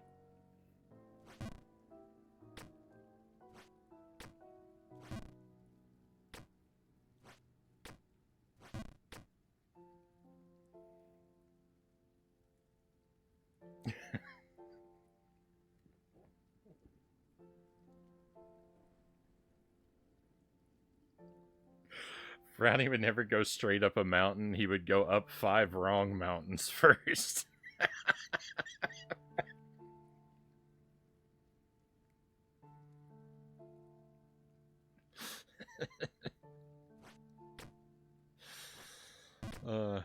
All because I stubbornly refused to read the map.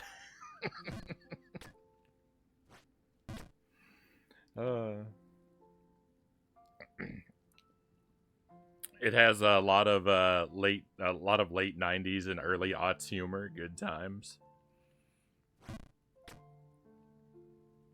I mean, you can't. You really. I don't think that you can ever go wrong with Rare on the N64, right?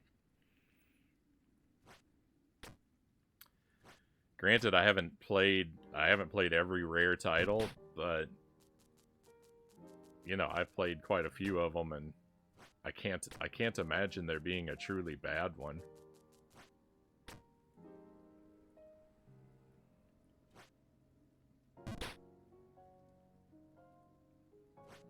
I even like Mickey Speedway, which I didn't know was a Rare game for the longest time. Oh my goodness.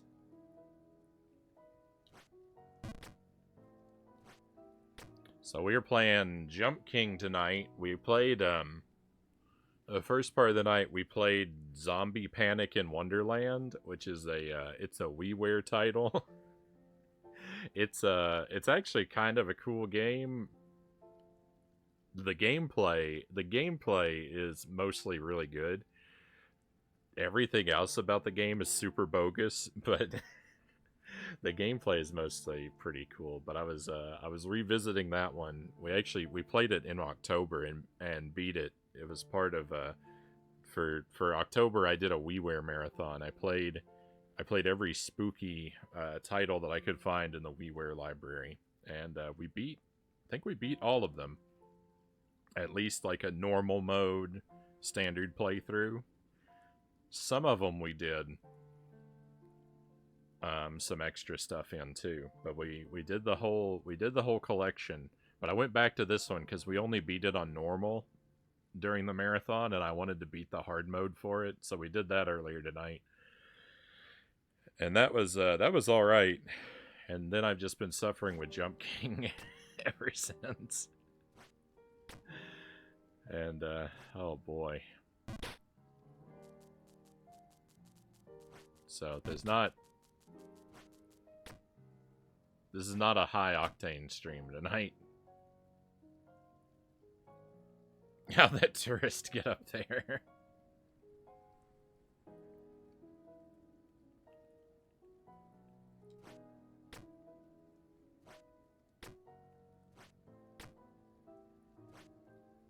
Oh no! Oh no! That was actually the highest I've been tonight, and I just got impatient.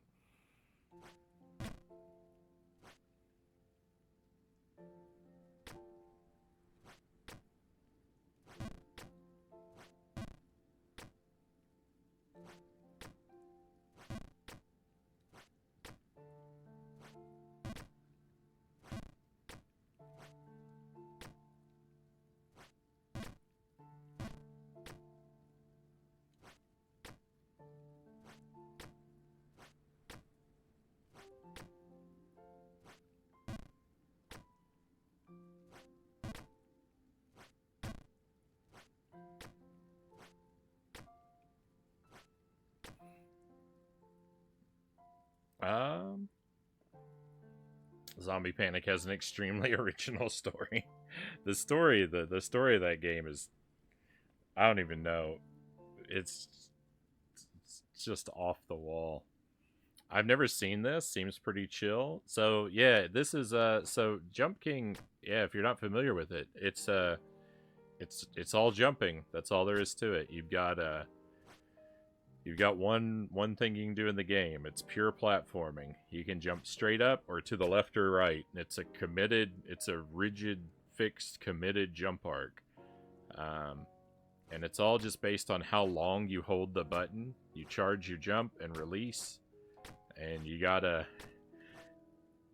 time your button charge to get the right precise jump for every single jump in the game. And when you fail, like you just got to go straight up, and there's virtually no safety nets other than if you're lucky enough to fall on one of those like random narrow bricks, like that's about it.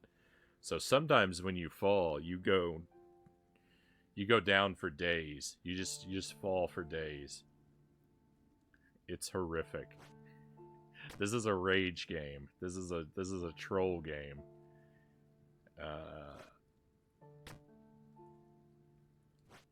But I think I have the patience to see it through. Only time's gonna tell. Only time's gonna tell if that's actually true. But I think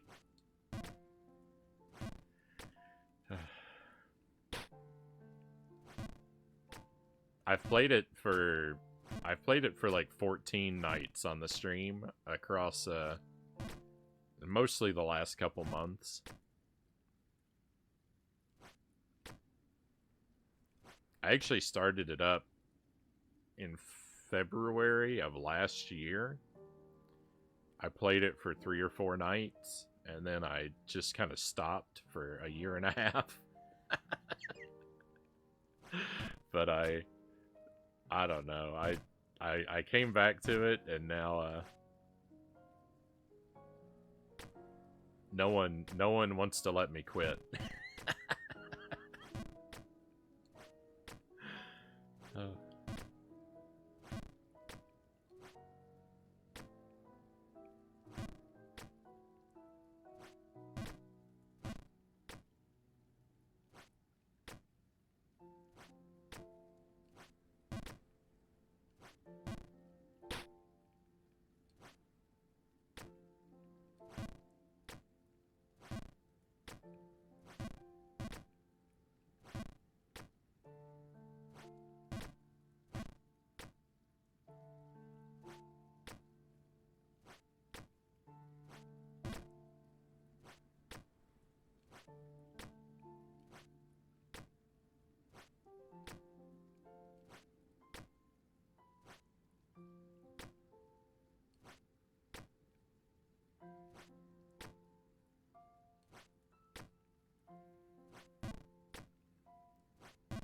I think my PB in this game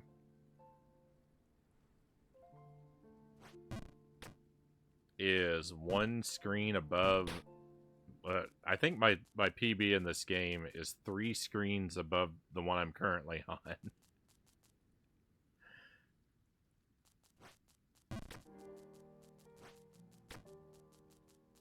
So 2 screens above this one, 1 screen above the next one, is what I was gonna say. I haven't matched it yet tonight. No progress tonight, but considering your extended break, going quite well if you ask me. I feel like just the fact that I haven't fallen all the way to the bottom of the world is at least something. But really, the thing is, that's not really skill, though. That's just luck that I haven't fallen that far.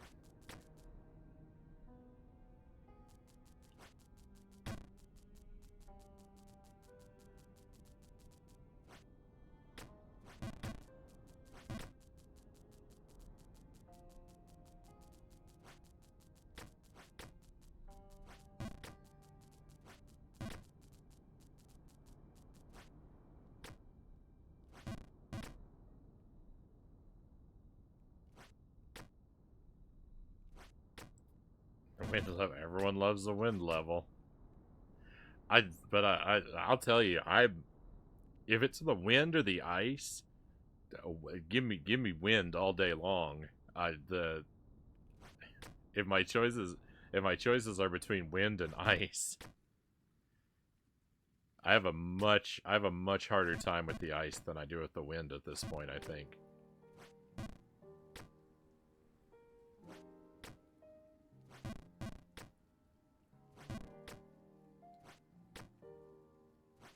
I'd rather be like the aesthetic of the Ice Palace. I would hang out there. I would move in to the Ice Palace just for the aesthetic. But I don't want to travel through those ice physics.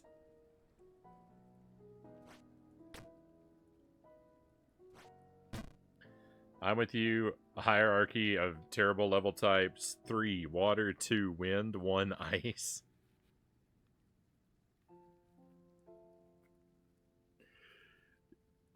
Yeah. That's pretty solid. What would 4 be?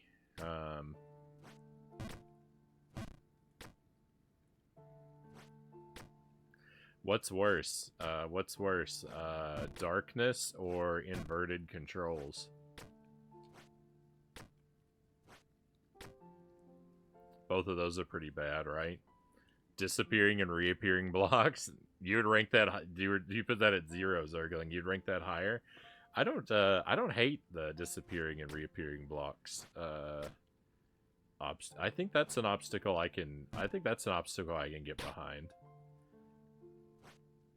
Definitely frustrating, but that would be lower on the like scale of agony for me, I think. I mean, all right, if it's above a bottomless pit, then it would go up higher. I'm thinking of like the training areas. I'm not thinking about the proper test. That's why I'm so forgiving. Inverted is worse than darkness.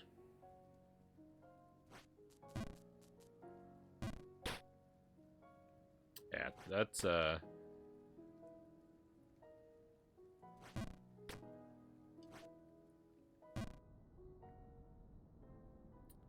I'm probably with you on that, especially if they keep switching back and forth. If the controls invert once, like that's fine, right? Because you can just because you just hold the opposite direction and then you're fine for the whole run. But when they keep switching, like that's when it's trouble. Of course.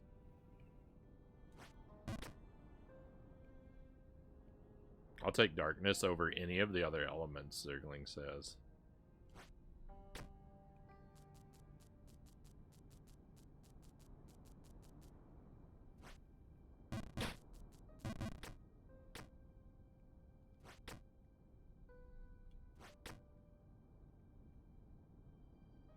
If you're ever unsure, unsure of like which kinds of stage hazards you hate the most, all you have to do is do a playthrough of Ninja Gaiden 2. It's got like almost everything, right? Like that's just Ninja Gaiden 2 is just stage hazards the game.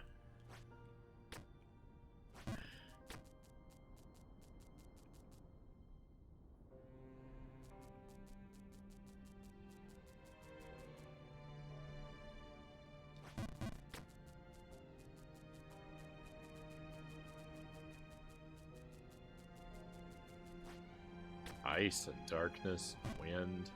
Oh my.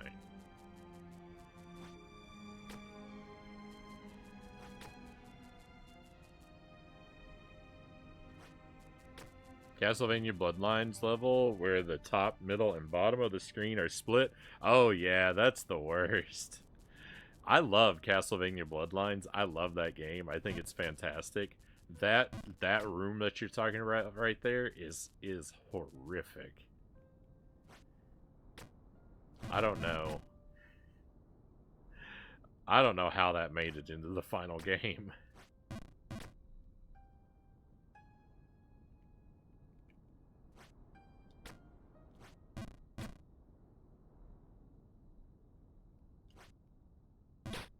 That's one of my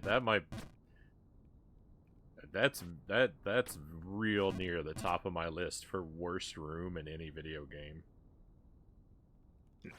Excuse me.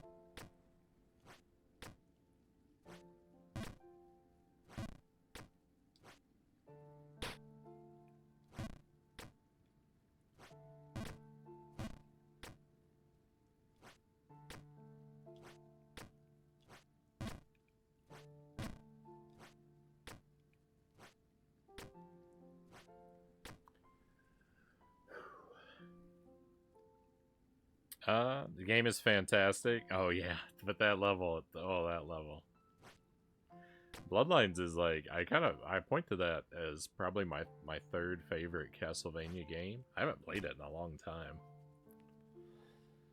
It's one of those games where I'm always like, there's so many games where I'm like, oh, I need to polish that. I need to do a deathless run of that game, and like that's one of them that's always on that list of ones I'm thinking about.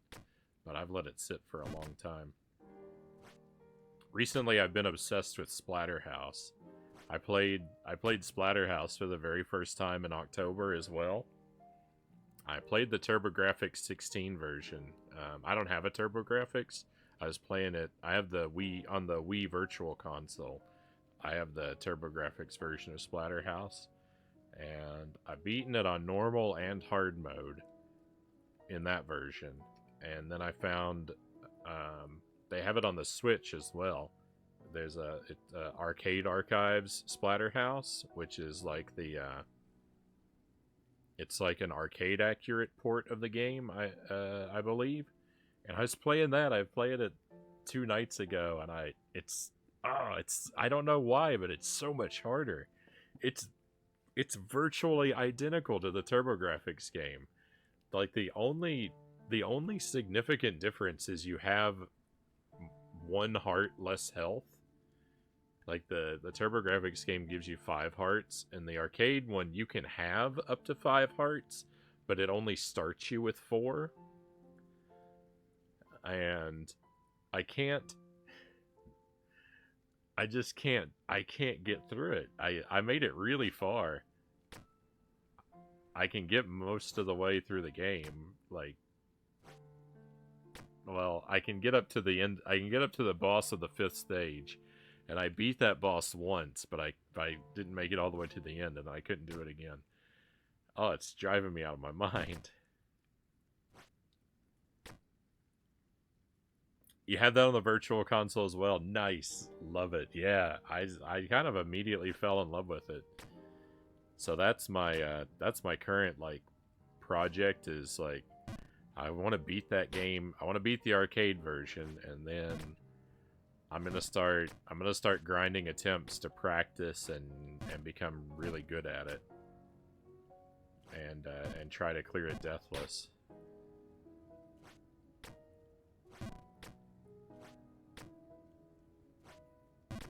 I don't think you've ever played the arcade version. It's on so they have it. It's on the Switch. There's a Namco museum. One of the Namco museums on the Switch has Splatterhouse included, and I think that's the arcade version as well. I haven't checked it out yet, but they have it separately in the Arcade Archives series.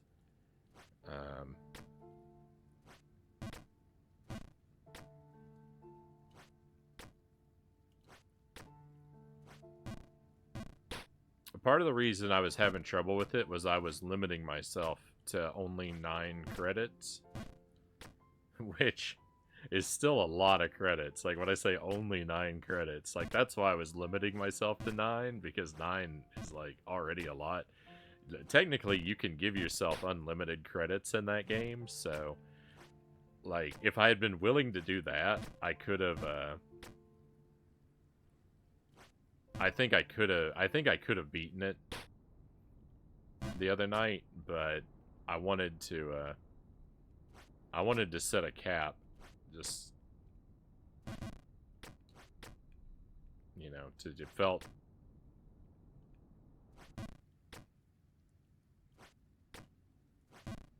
more honorable to have a, because you only get, in the TurboGrafx game, you only get 5 credits, so I was already giving myself extra credits at 9. And I picked 9 just because that's where the counter maxed out.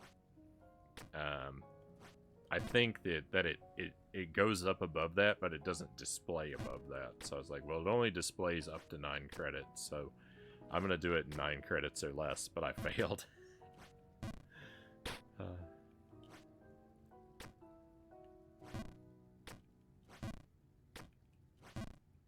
I got pretty good at the first half of the game, though. I was having some really pretty clean runs through the first half of the game, having to repeat it like that, though. So it's not all bad. I'll have to check that out. I've been having fun with it. I've been having a lot of fun with it. That game's like becoming a new, very quickly becoming a new favorite for me.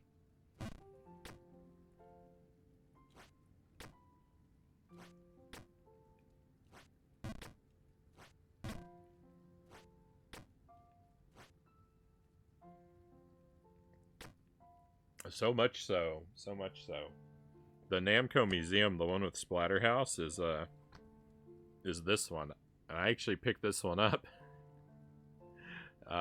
physically, because it had Splatterhouse in it. It's a Namco Museum arcade pack, and I was gonna play this, but then I saw it had the Arcade Archives one existed, and I was like, well, I'll get that one too. So I double dipped on Arcade Splatterhouse on the Switch. But I was happy to get this one because I like physical things. But I already played Haunted Castle in the Arcade Archives release, and I liked that a lot. So I was like, well, I'm familiar with that. I'm familiar with that sort of format. So I was like, I'll double dip. I'll get that one too and do it first.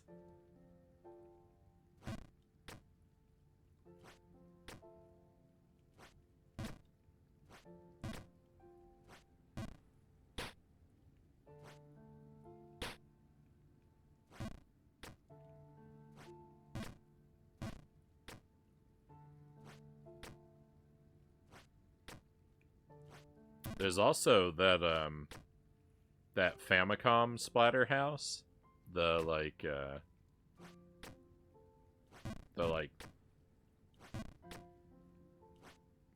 parody Splatterhouse game on the Famicom. That's also in one of the Namco collections now. So like that one's on the Switch too. So I'm hoping to play through it as well. Good old Haunted Castle. Oh yeah, I did I actually, if I may brag for a moment, I did a deathless clear of Haunted Castle a few months ago. That was one of my deathless projects earlier in the year, was to make it through that game. It was ugly. I just barely scraped through. But I did. I got really lucky with one of the bosses and defeated him with a single piece of health left.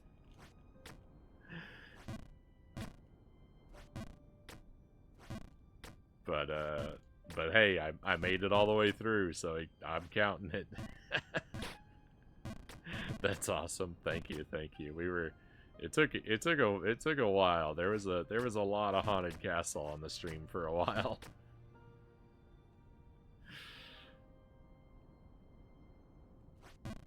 That game is so terrible, but I don't know. I can't help but kind of love it.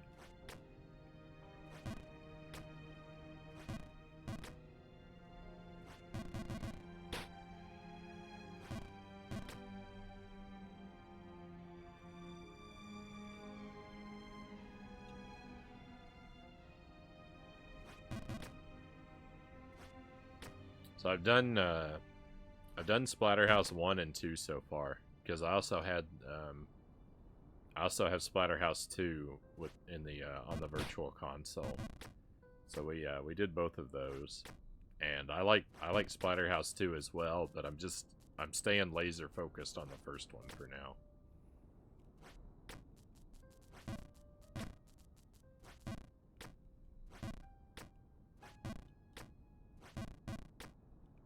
But I thought 2 was just as good, if not better, than the first one.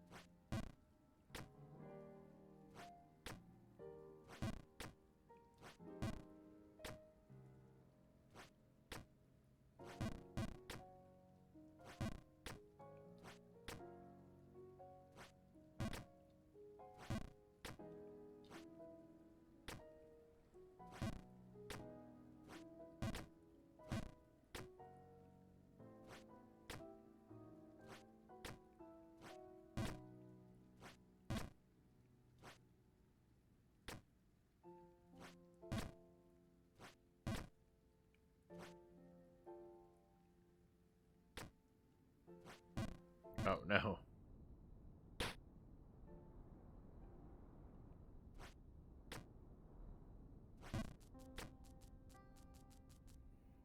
Hey, Subject Omega, welcome in.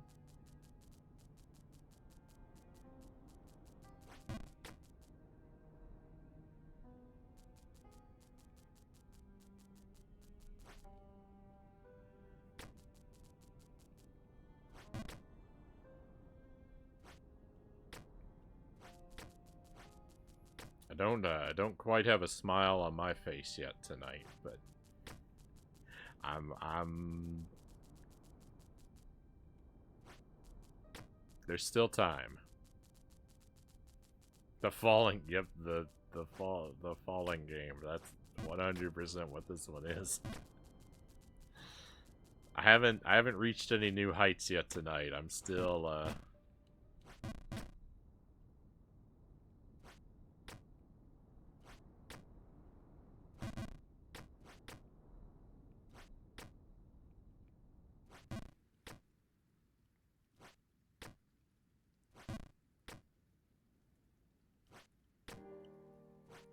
well, I'm still hoping for a new PB.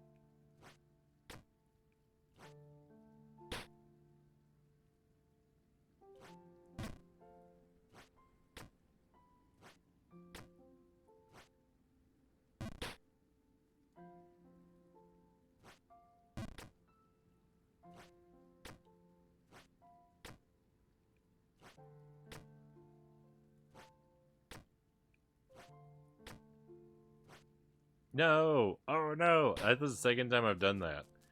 Made it up to that block, which is so hard to get to, and then throw my progress away because I don't stop to think about where I am and assume it's the wrong part of the map.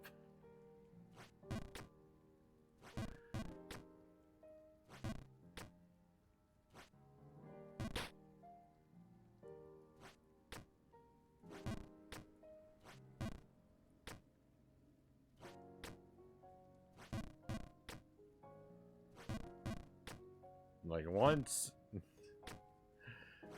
is a reasonable mistake. Doing it twice is like just...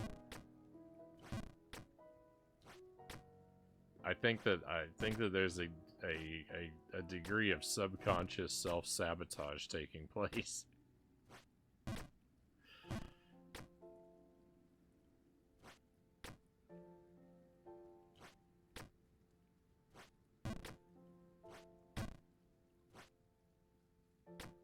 Someone asked how this tourist made it up here before, and I don't think I properly reflected on that. Like, I don't think this tourist jumped all the way up here. I think that they fell here from above.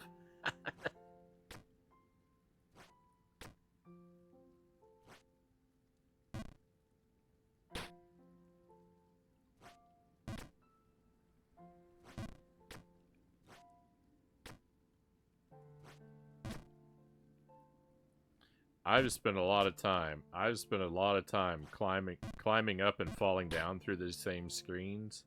If they came up from the bottom path, I would have seen them pass me. They must have come down from the top.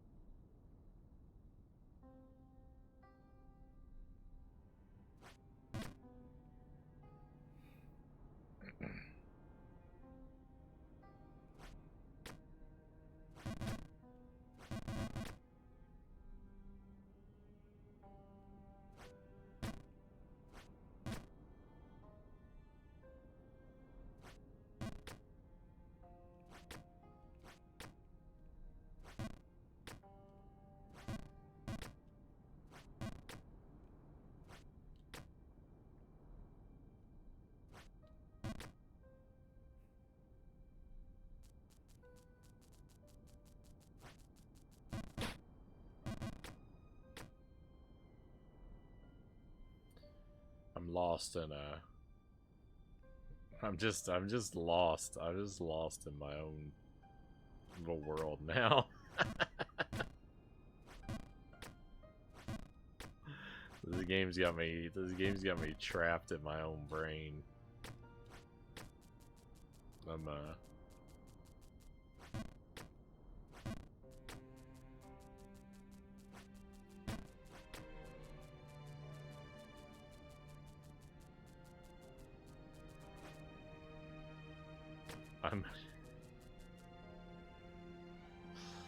I'm retreating into my own little land of make-believe in my mind to escape the awful reality of the agony of Jump King. Oh.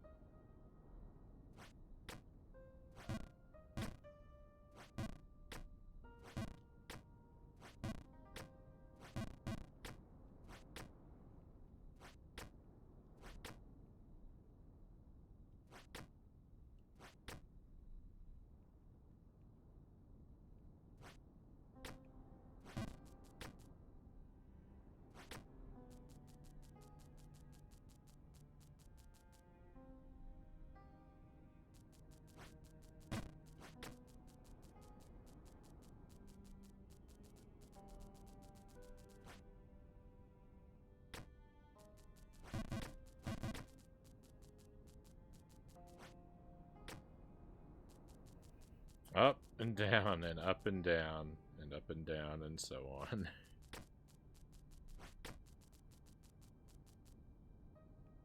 There's like a it helps you Yo-Yo King. That Yo-Yo King would be a much that I'm titling the next Jump King stream. I'm stealing that title, Zergling. This game is Yo-Yo King from now on.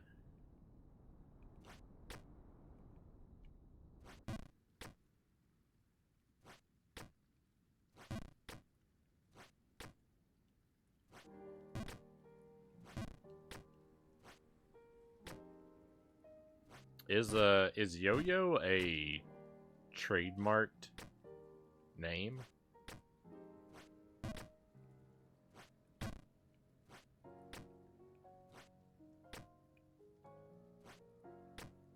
Like, can anyone make a yo-yo and call it a yo-yo, or just like Duncan own the name? Because I don't know what the generic name for yo-yo is, right?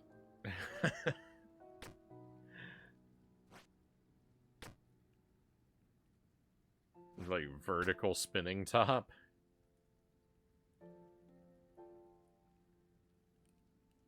I think it's just the name of the toy.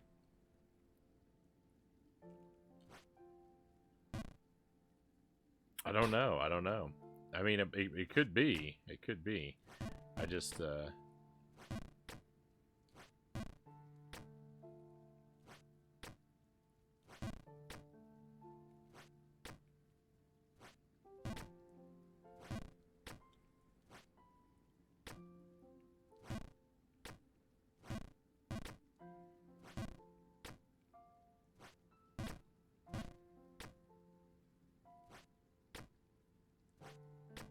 just sometimes like the brand becomes the brand name becomes the name for the thing, right? Like you know, like Kleenex. A lot of people will just refer to all tissue as Kleenex.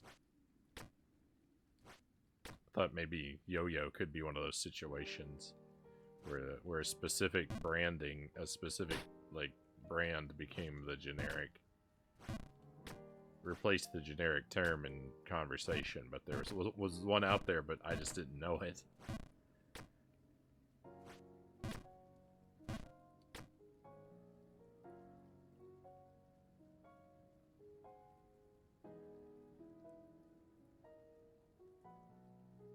If you can put it in a game like Earthbound and don't need to slap any copyright thing, I'm pretty sure it's name of toy. Alright, good point, good point.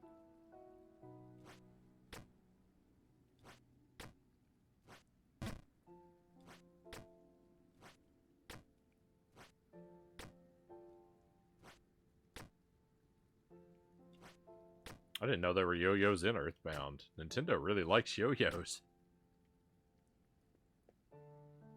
Between Earthbound and Star Tropics.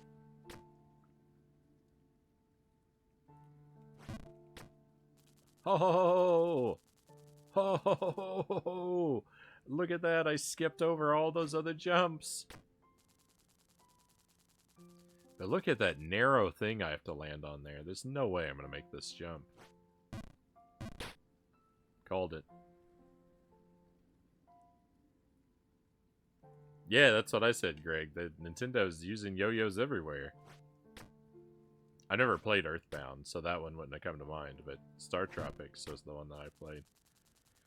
Alright, Frownie, great to see you again. Time for a little sleep. Oh, yeah, thank you, Gaiden. Did I give you a shout out? I think I did. I'm gonna give you another one anyway, my friends.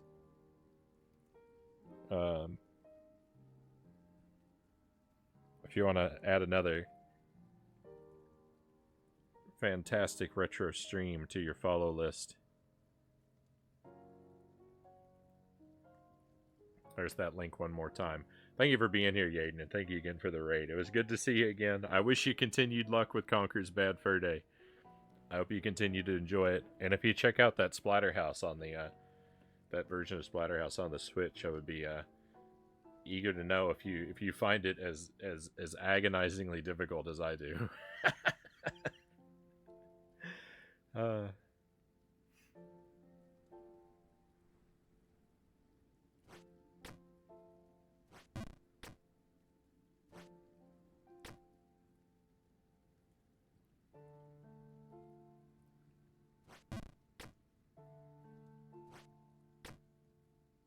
Oh, I think this is a new PB. I don't think I've ever stood this high before. I think this is new territory for us.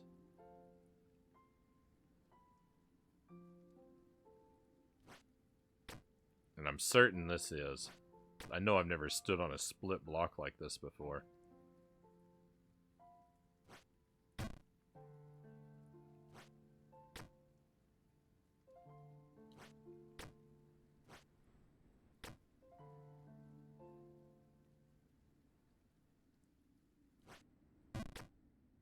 Oh my goodness. We made it up out of the rain. We made it up out of the rain.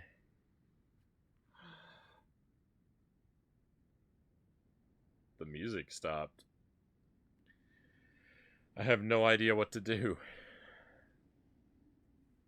None of this is going to last.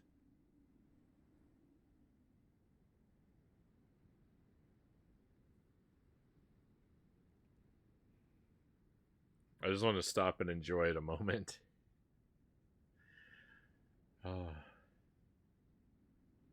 I'm scared, Zergling says. What are you scared of? Don't be afraid of the fall. The fall is inevitable, so there's no reason to be scared of it. It's going to happen, so like, you know.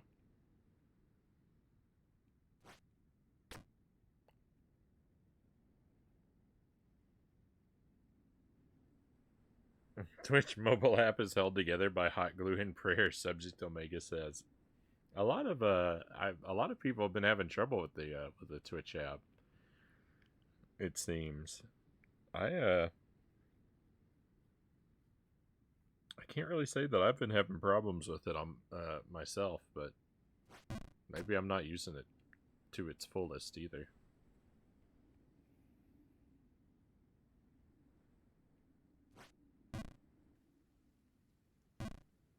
Or maybe I'm just oblivious. Oh, wow. Wow. We couldn't even stay in the pink zone. We had to fall all the way back here, huh? Wow.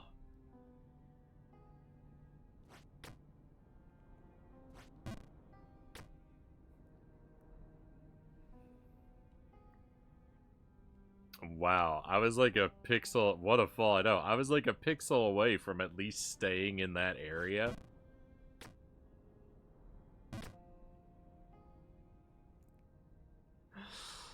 Like I should have stayed in that area at least.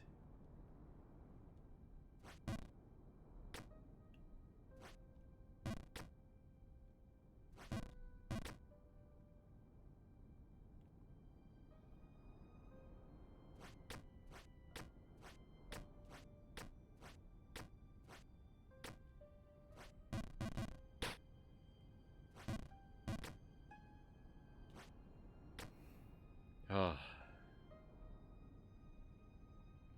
boy, that was a fall for the ages. Well, we've seen the best of what we're gonna see tonight, my friends. It's only gonna be. It's all things are only gonna. They're only gonna get worse now.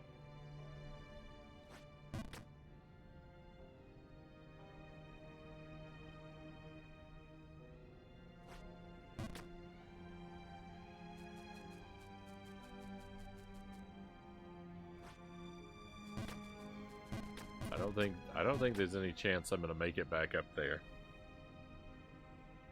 I'd love to be wrong.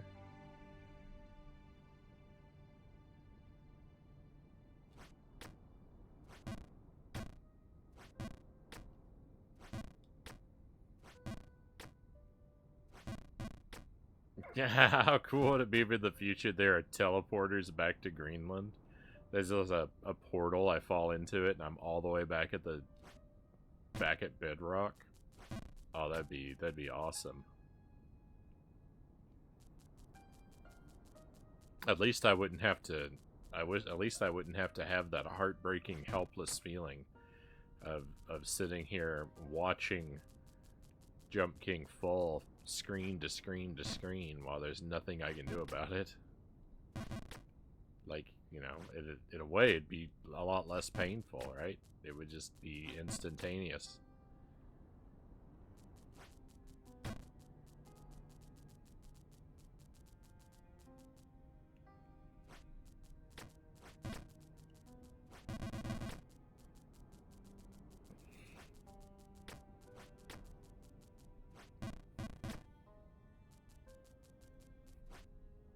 It took so much luck to land so many jumps like that in a row.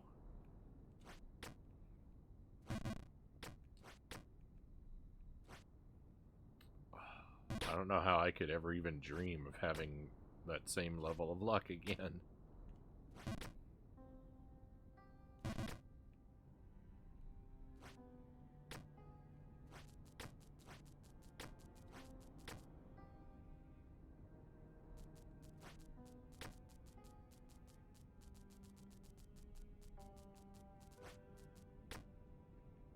Yeah, Jump King, but it cuts to the end result of each jump.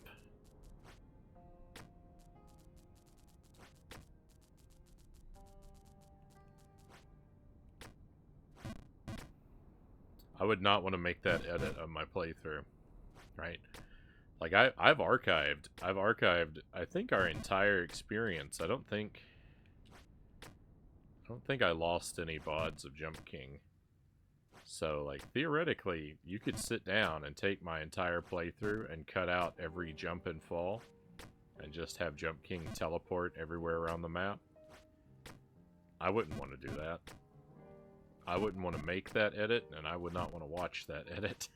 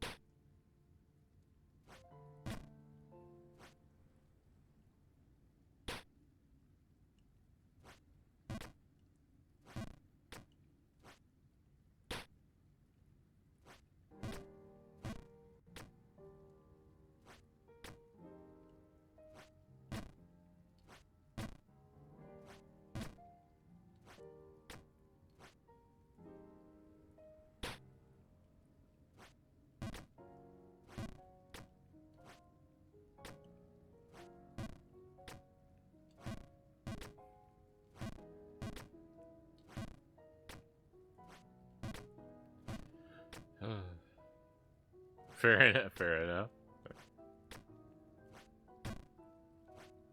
I mean, so I preserve. You know, I tend to. If I knew how to edit, I'd only do it when it felt appropriate. Well, I was just. I was mostly just. That was mostly just my attempt to make a joke about, like, just the most absurd, like, version of the project I could think of. I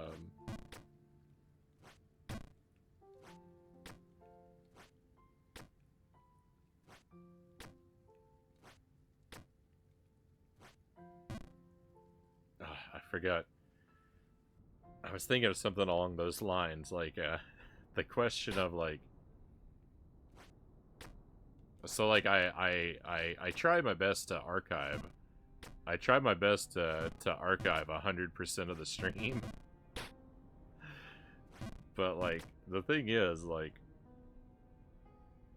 the actual percentage of the stream that's, like, worth watching back after the fact has got to be astronomically low.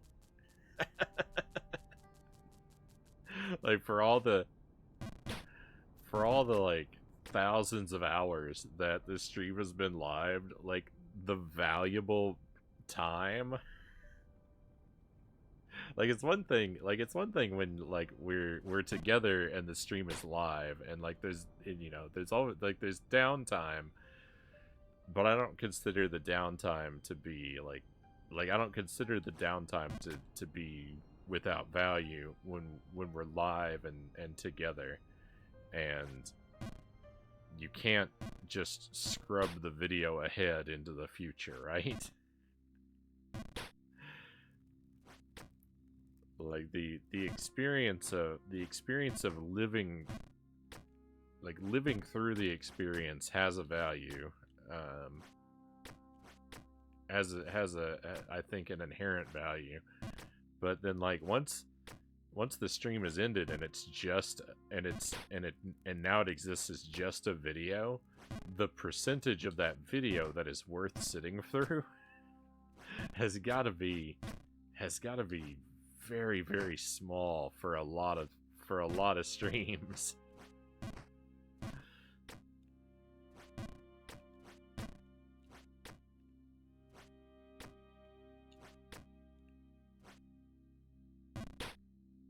You know, particularly for a game like this where it's like,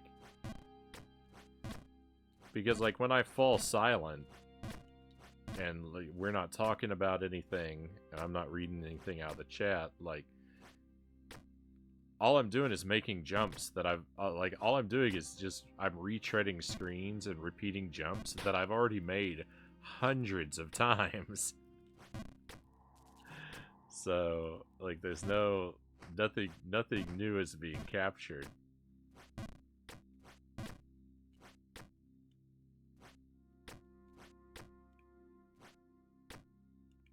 That's not to say that, like, something remarkable and amazing can't happen at any moment, because it certainly could. Like, any moment could become an amazing moment that's worth preserving. But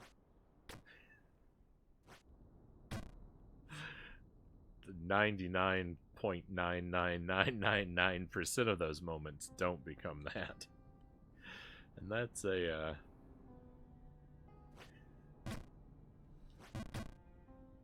I don't know. Doesn't feel like a particularly great thing.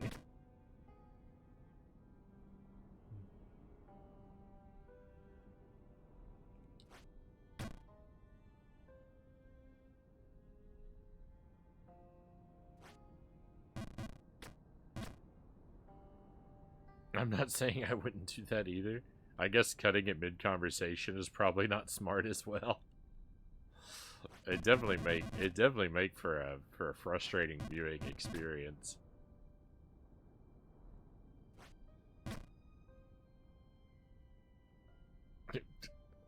One must imagine the Jump King happy. I hope he's happy.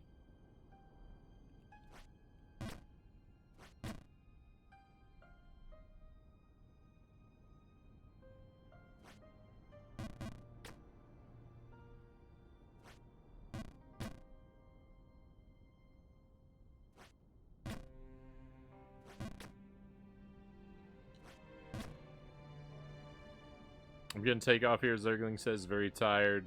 Thunderstorm is strongly suggesting I turn my computer off soon. Well, thank you for being here, Zergling. I always appreciate your company. Thank you for sticking with me. I know you've been tired for a while. I appreciate the companionship through the trials and tribulations of Jump King.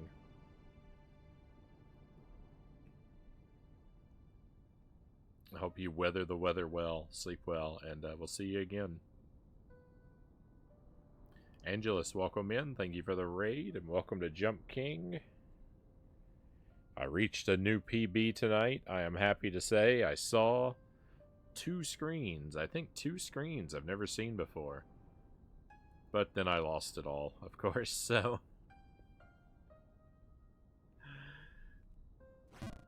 As always, my victories, the victories in Jump King are always so ephemeral.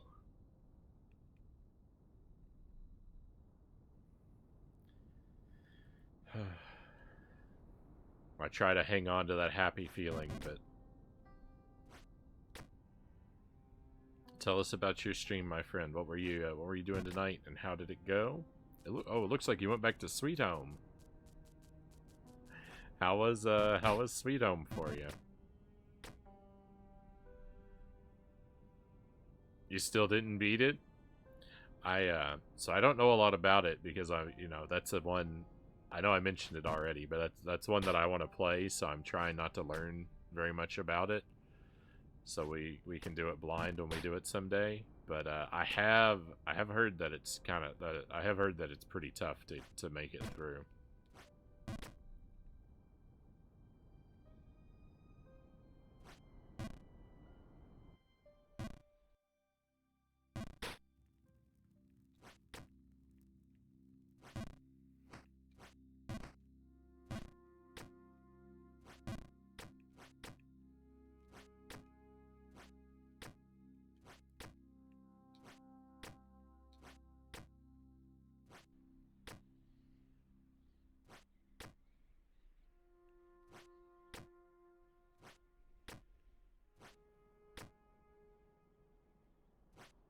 Managed to get further. Hope to beat it next Saturday.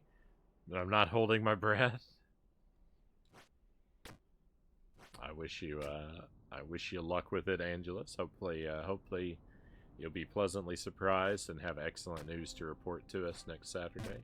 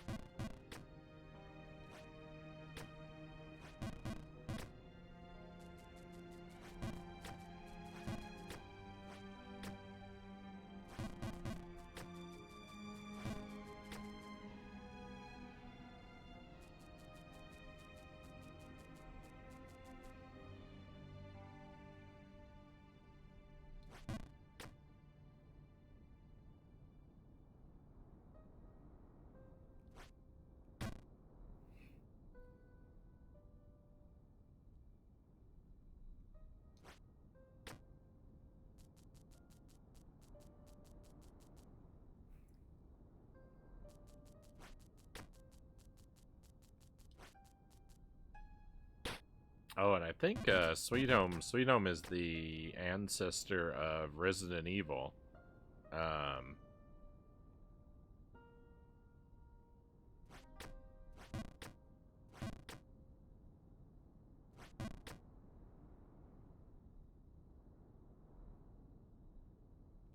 yeah, I think it's like one of the. I think it's one of the earliest examples of of survival horror.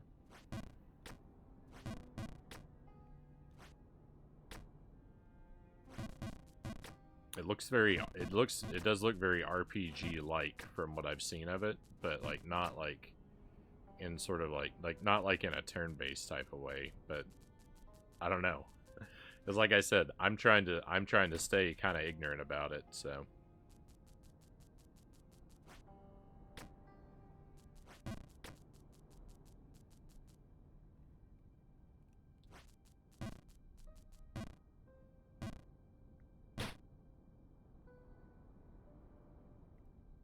I only try to look at it through sort of half-closed eyes.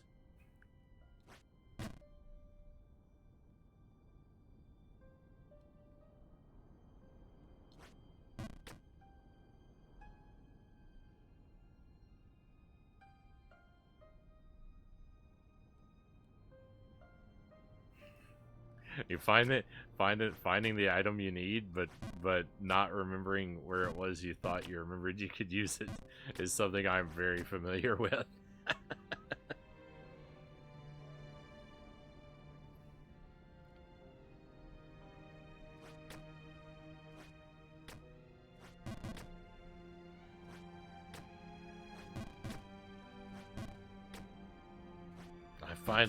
I finally found the thing I need. I just don't remember where I need it.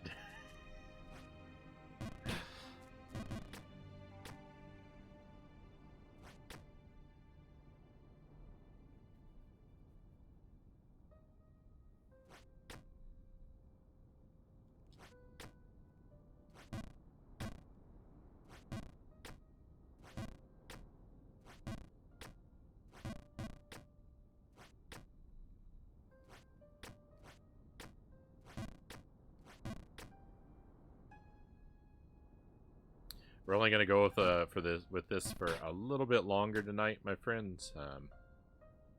We are coming up on the 5 a.m. mark, which is where I tend to wrap things up.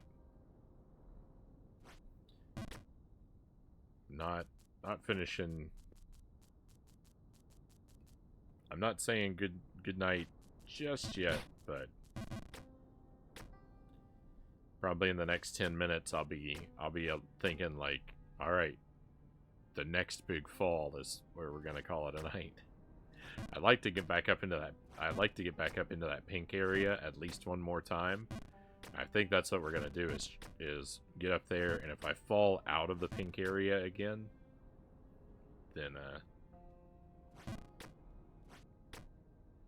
we'll say goodnight at that point. If I either fall out of it or make it all the way through to whatever's above it. We all know that's not gonna happen, so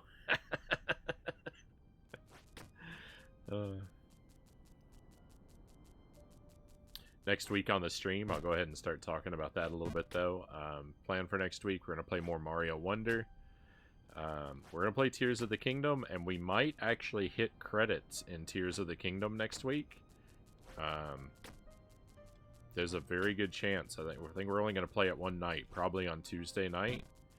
But I feel like where I left off is, like, I think I'm at the end game, so we might hit credits. And if that happens, we're going to be done with Tears for a while. I haven't done absolutely everything in the game, and probably never will. But when we hit credits, I'll be open to going back to it, to like maybe do a couple side quests I didn't do before, and just, you know, sort of poke around and have some fun with it. If any updates or DLC or anything comes out, I think there's not supposed to be any, I think is what they said, but I don't know. If we get surprised by anything significant, I'll definitely go back to it for that.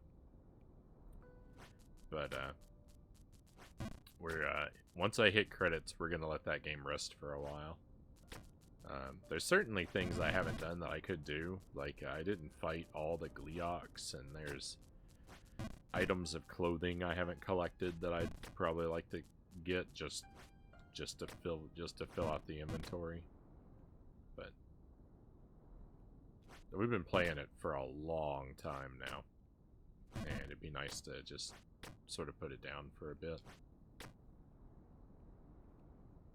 Not really that I want to stop playing it, but that I kind of want to open the schedule up for other things. So Mario Wonder, Tears of the Kingdom, maybe going to hit credits in that one. We're going to be playing a lot more Splatterhouse.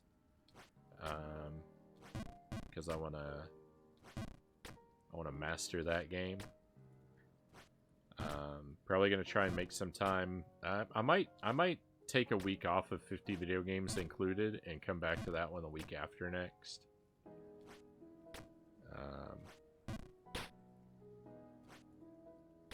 And I'll make sure to put... Oh, there's going to be there'll be a night of Hades. Probably on Thursday night, we'll do Hades. And I'll try to give at least half a night to Jump King. We'll probably pair up. We'll probably put Splatterhouse and Jump King together. But the thing is, if I do that, I'll probably get so into Splatterhouse that I'll play it all night and never play Jump King. So maybe that's a bad idea.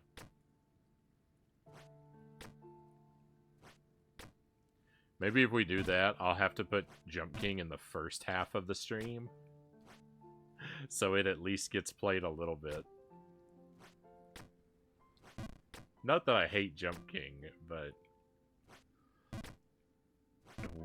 when I'm locked into something else, it's easy to be like, Jump King later. Because progress is so rare. It gets discouraging.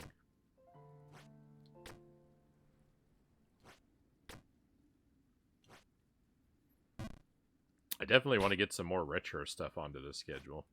I feel like we've been really light on retro stuff, and we kind of haven't. I mean, it sort of depends to what degree you consider stuff on the Wii to be retro, which doesn't really feel like... That's not what I think of when I think of retro games, so that's largely why I feel like I haven't been my usual retro self enough lately. Well, we fell out, but it was still, it's still early.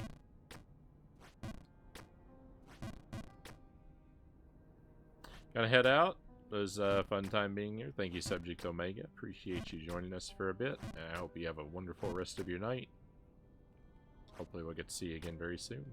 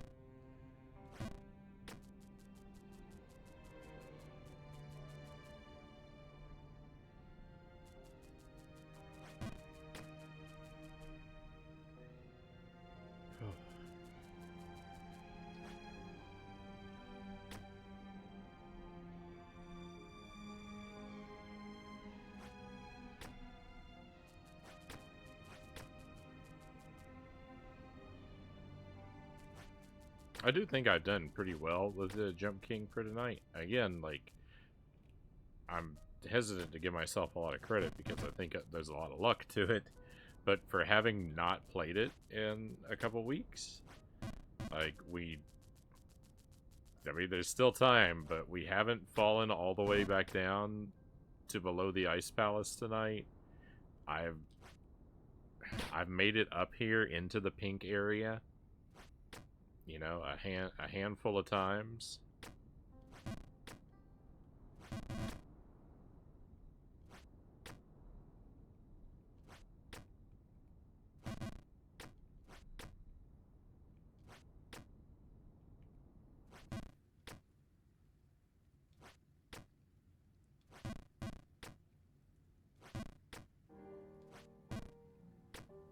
And we even saw something new, which, like I said before, I don't think actually happened last time. I think that,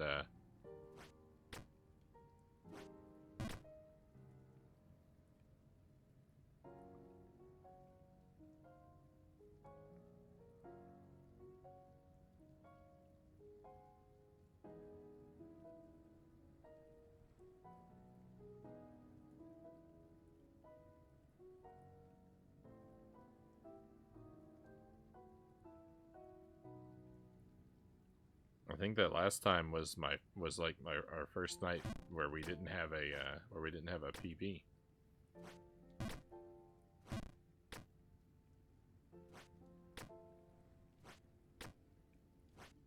So that, you know, we didn't start a streak of bad nights in that regard. That would be really disheartening.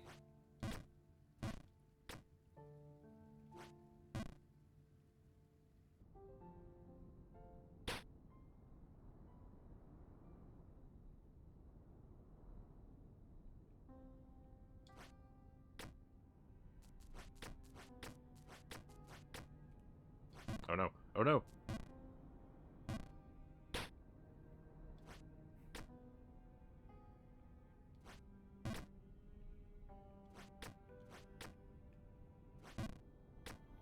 Alright, my friends. I think we're gonna wrap it up.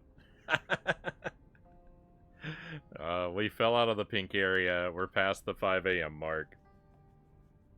Oh no. The Raven Child. I was just saying that I'm gonna be done for the night. Oh no, I don't want to do that to you. Alright, I'll play just a moment longer.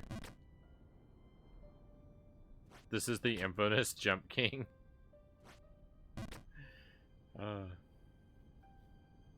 We'll make one more try for the pink zone. I'm actually happy to have the excuse. I need to wrap it up, and I want to and I don't want to at the same time, so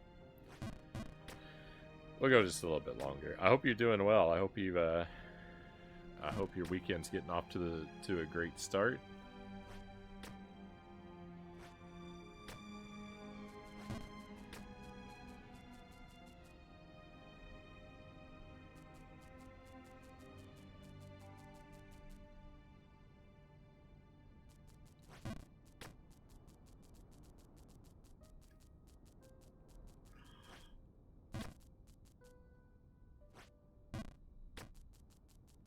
So you've started with a bit of intense partying, I see.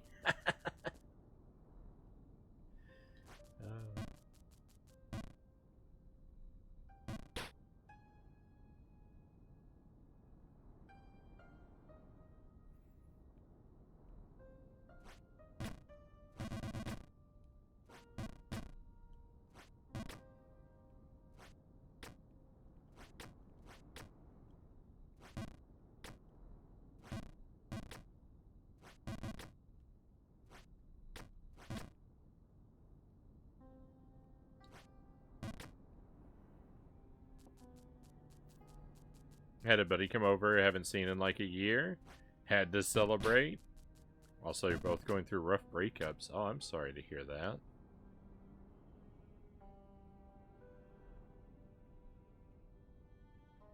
That's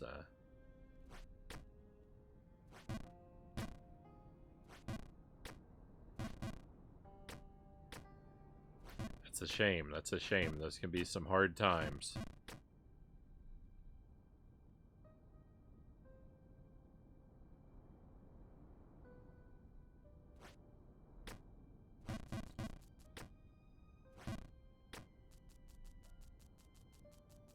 But I'm glad you got to reconnect with your buddy. That's always fun when you get to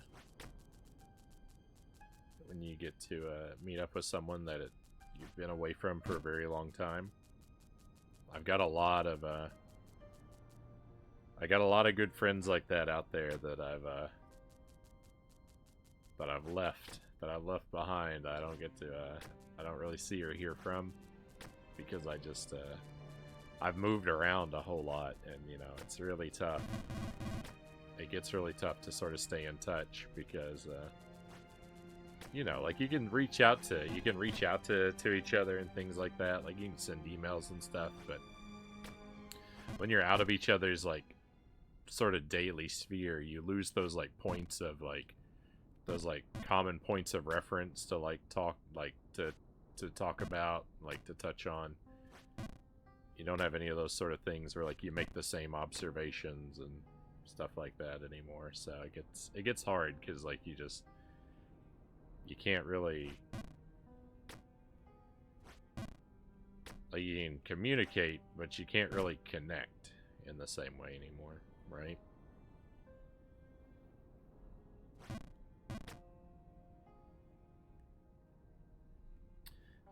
Really hard. It was a 5-year relationship for me.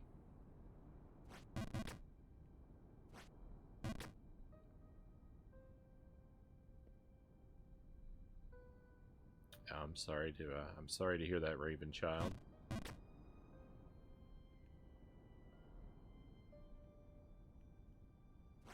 Hopefully it will, you know, hopefully it'll eventually lead to better things. That's kind of, you know,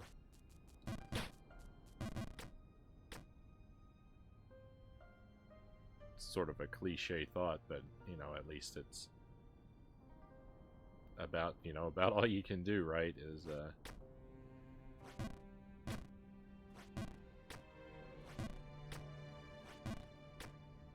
hope that you end up in a better situation in the long run. I better be off, though. I'll be better off, though. It got really toxic at the end. I thought you were taking off, though. You just got here. I'll be better off, though. It got really toxic at the end. Then, yeah. It's still a shame, you know. It's still... You know, it's still a shame, but yeah, if that's especially if that's the case, like, you know, things getting bad toward the end, then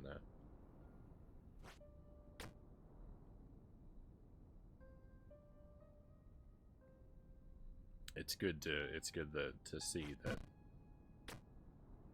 it is ultimately for the better.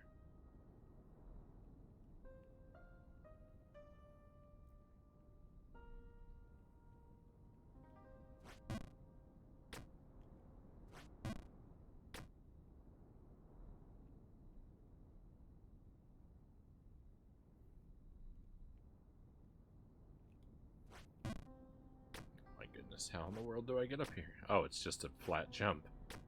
Just straight up. Thumbs the brakes, onward and upward, just like Mr. Jump King.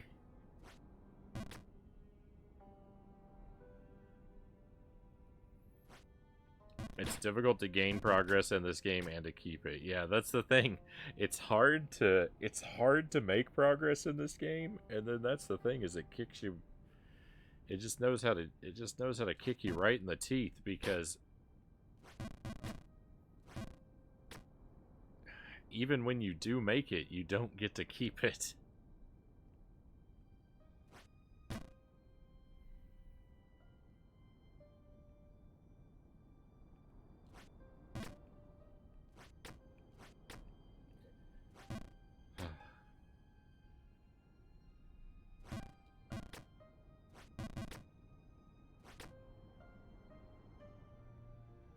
It'd be one thing, like, as hard as it is to make progress in this game, it would be one thing if, like, when you made progress, you got to hang on to it.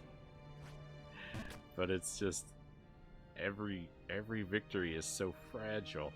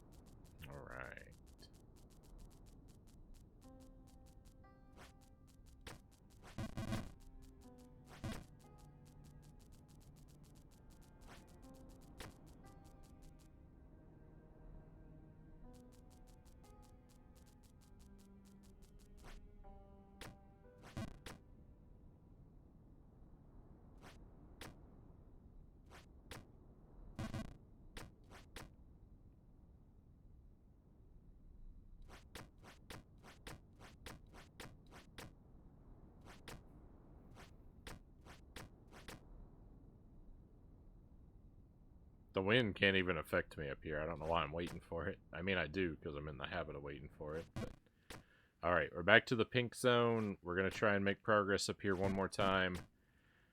If I fall out of the pink zone, we're gonna rage quit and call it a night.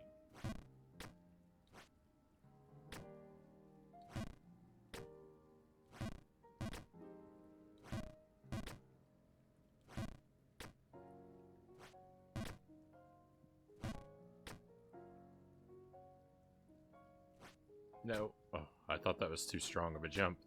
Thank goodness.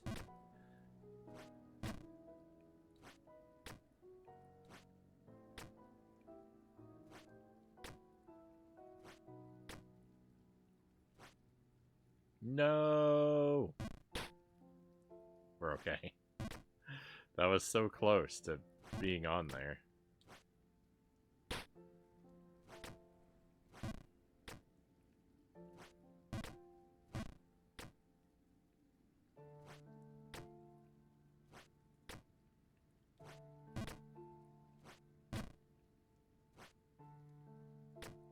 My goodness.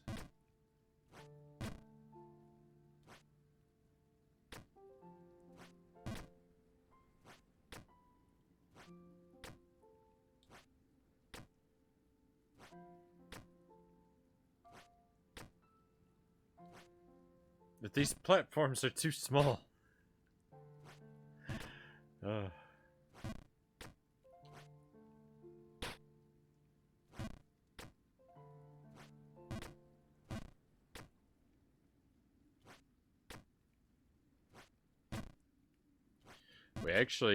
We saw a new PB here earlier tonight. Like I was saying, we actually made it up above the rain. I'd never seen the rain end in this area before. No! Oh, that was bogus. That was... Look at how far I'm falling. I hate this game. The thing about the thing where I said we were gonna rage quit was supposed to be a joke. It wasn't supposed to be such an enormous fall that it really filled me with rage. I've got to get some of that progress back. I can't leave off way down here.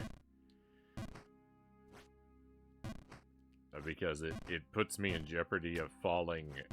It puts me in jeopardy of falling below the ice palace if I stop here. So,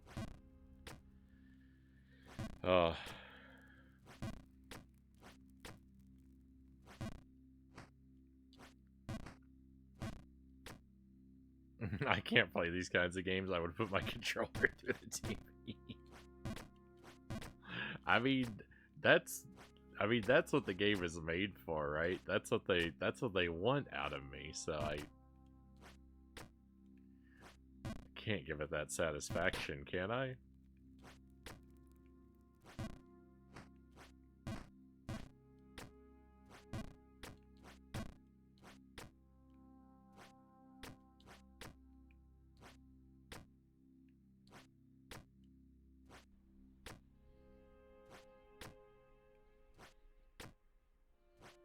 No.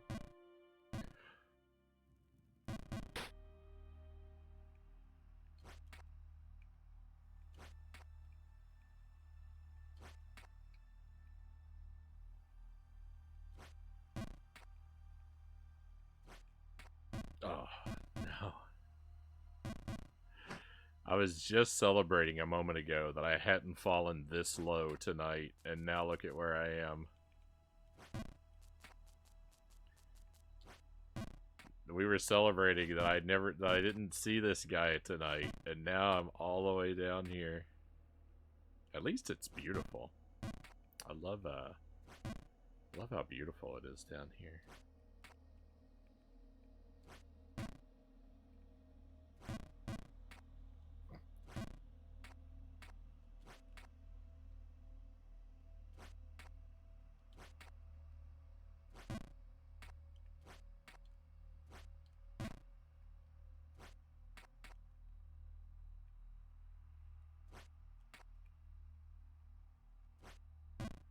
Oh, I disagree.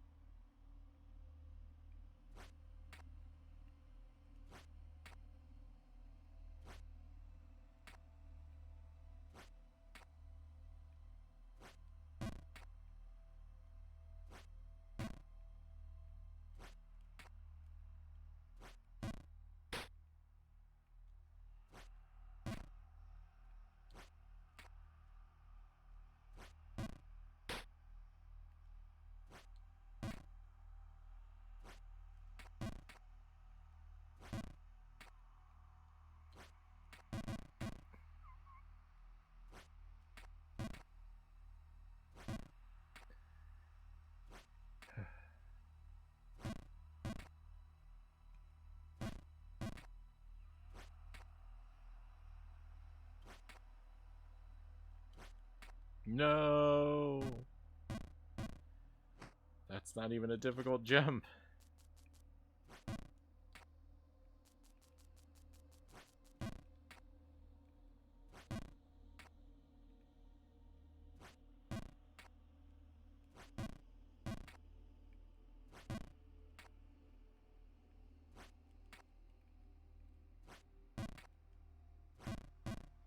This game is so evil. You're not wrong. Oh, that was actually my fault.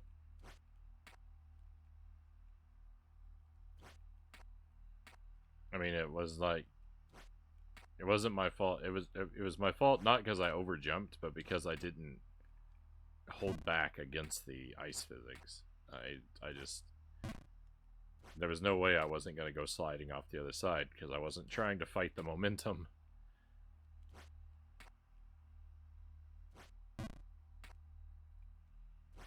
Like you're supposed to do. Oh no, I don't know where my mind was.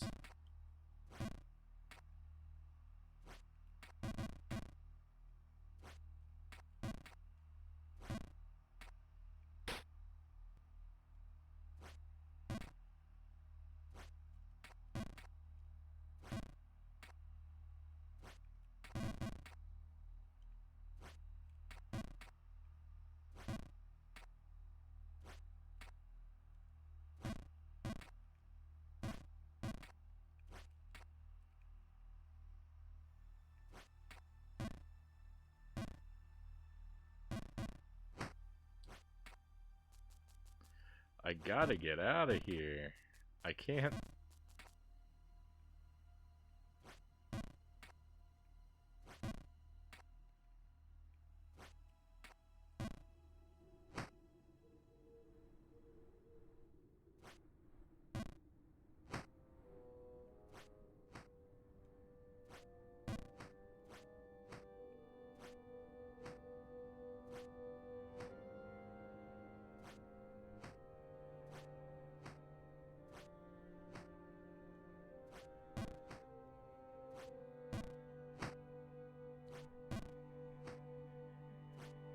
I forgot how this area works.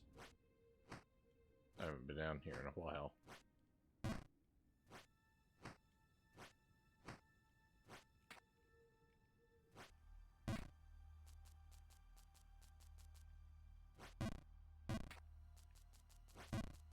These are the lowest lows I've reached tonight. Oh, I should have quit while I was ahead. Why did I make excuses to keep going?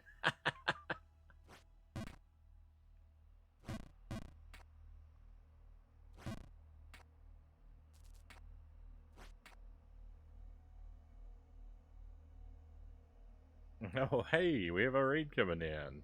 Very nice. Maybe it's a good thing that we kept going. Welcome in, Great Rin Streams. Welcome to the stream. Welcome to your friends. Hot Midnight, welcome in. Rhino Destructo, welcome in. Exotic Ingram, welcome in. I hope you're having a wonderful night. Thank you very much for joining us. Let's give a shout out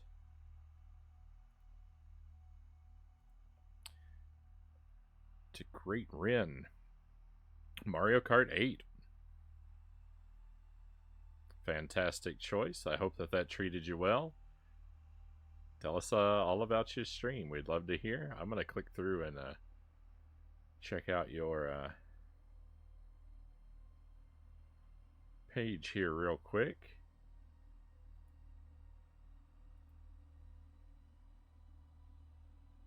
While everyone's settling in.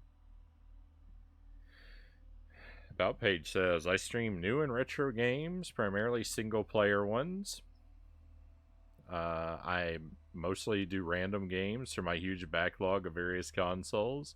I take requests and recommendations from my viewers. Occasionally revisit staple classics like Shenmue, Tenchu, and some of my other favorites. Right on. I feel like we've got a lot in common here. I actually don't know those two particular games, but the new and retro and the single player focus are things that I can definitely relate to.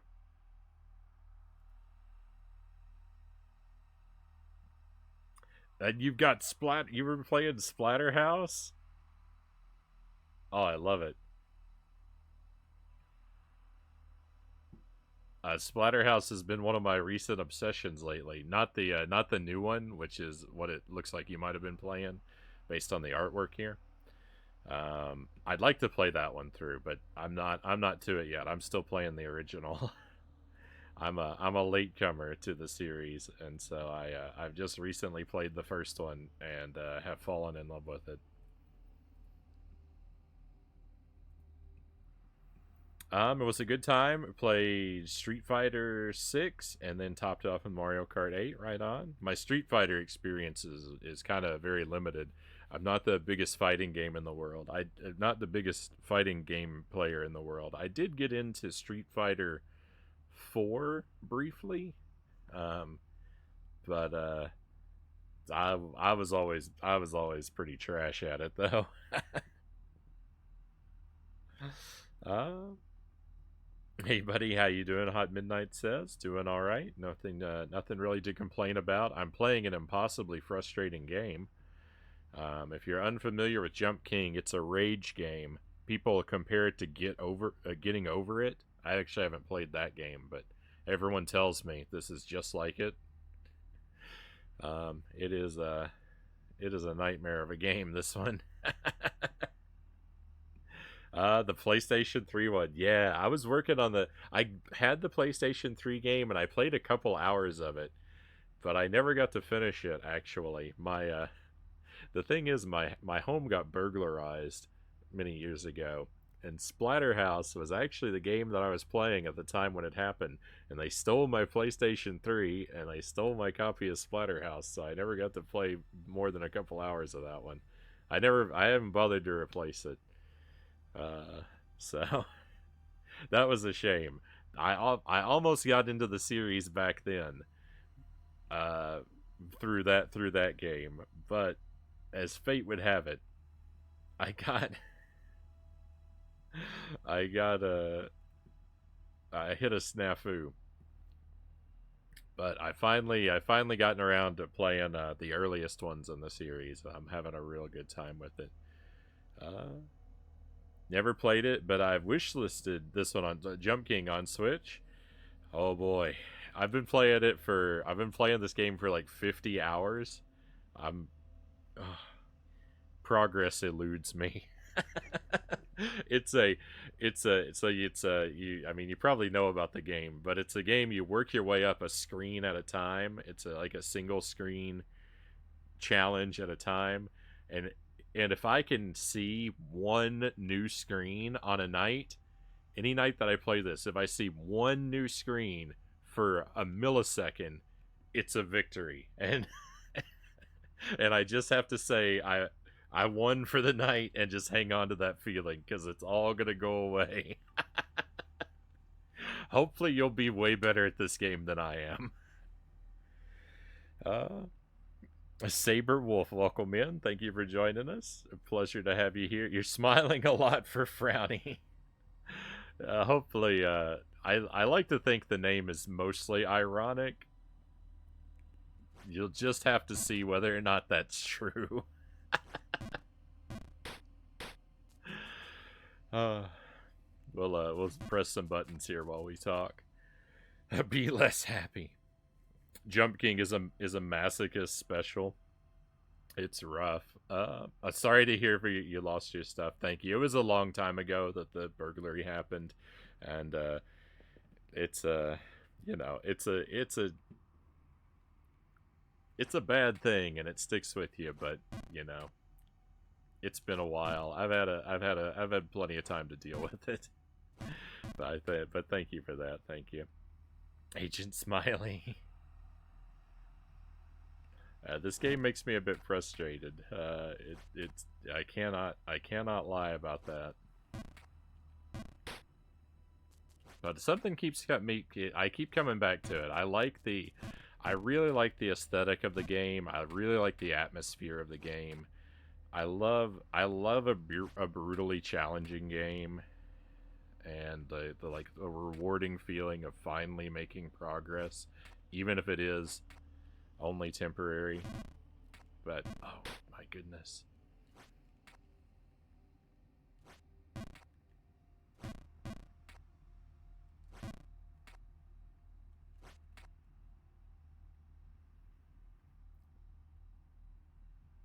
Yeah, I keep coming back to it. That's the masochism menu. So yeah, I started this game up.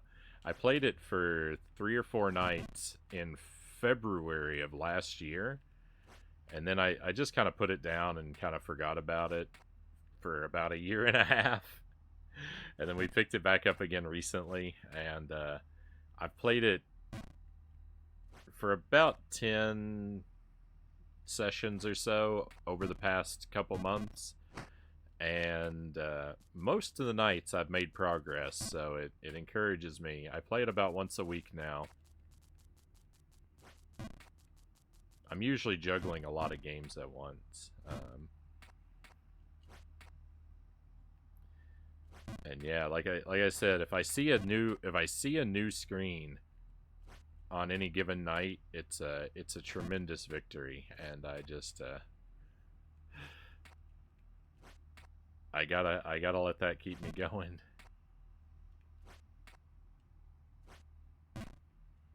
So once again, thank you everybody who's come in. Just a little bit of by way of introduction. I'm Frownie, of course. I stream several nights a week. I'm in the Central Time Zone, and I stream late at night, so usually between about 11 p.m. and 5 a.m. We're going a little late right now. I consider myself primarily a retro streamer. I've been playing a bit more modern stuff lately, but the retro stuff is where my heart really is. Anything from Commodore 64, maybe up to the PlayStation 2, with the NES to N64 being like my real sweet spot. This is Bedrock, by the way. This is as far down as I can possibly fall. I like brutally difficult games, like I said, mostly platformers. I like Contra, Castlevania, Super Ghouls and Ghosts. Those are some of my favorites.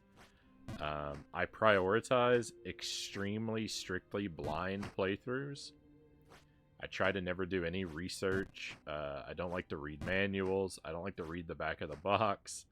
I don't like to ask for help or advice or hints or anything like that. So there are a great many times where I'll work my way through a game, and sometimes, like, I don't fully understand the controls. I don't fully understand the mechanics. And I just kind of blunder my way through in the worst way possible.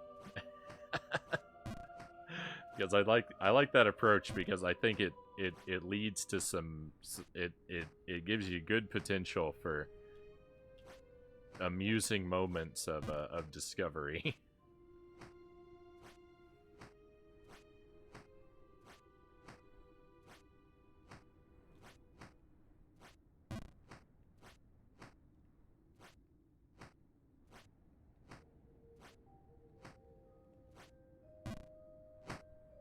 Oh my goodness.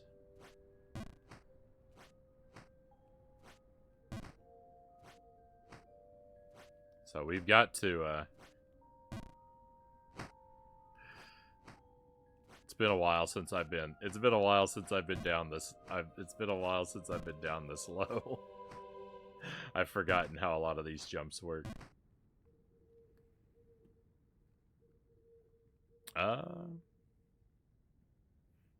Sorry, I'm gonna fall behind sometimes, but I'll do my best to always catch up.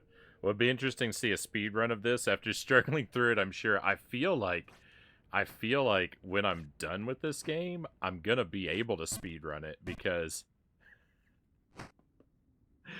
I mean, you've seen how it works, right? You one fall can send you back repeating gigantic sections of the game. I feel like by the time I finish it, I'm gonna have fallen and repeated areas of the game so much, I'm basically gonna be a speedrunner at that point. Not that this is any good. Oh. We'll get back on track here. I won't blunder forever. He lied. Special games for masochists: Dark Souls, Tarkov, Jump King, Only Up. What's that? Puny Pop, Getting Over It, Darkest Dungeon. Of the ones on that list, I've played through Dark Souls, and I'm working on Jump King. The rest of those I haven't gotten to yet, but we'll see. Maybe we'll see. They might be the kind of thing that I want. They might be the kind of thing that I want to put myself through. Night Owl 2 here. Excellent, excellent. I love the late night hours when the world is dark and quiet.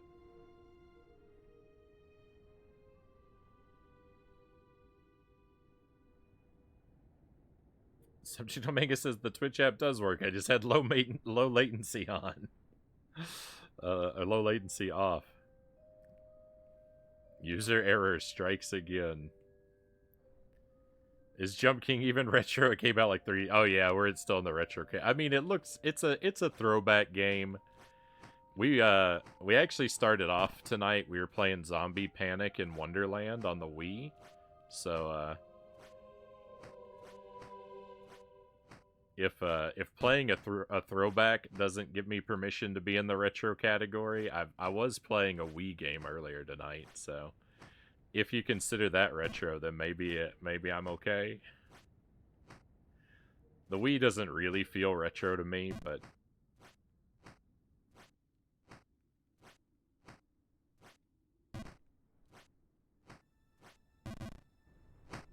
I'm probably the exception rather than the rule there. Hardcore guy. I like I like doing everything you could say the hardcore way, or maybe just the worst way possible.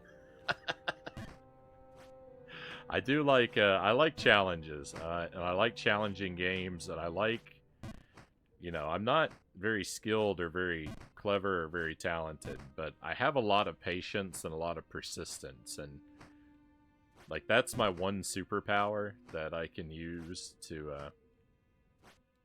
I can take on difficult games, and I'm willing to stick with them long enough that eventually I can overcome all of those deficiencies and do pretty well at them.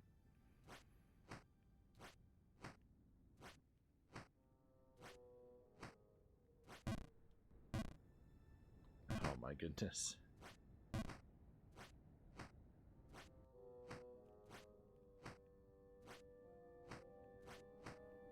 I swear I was doing better at this game earlier tonight. You'll just have to take my word for it. I can't prove it at this point.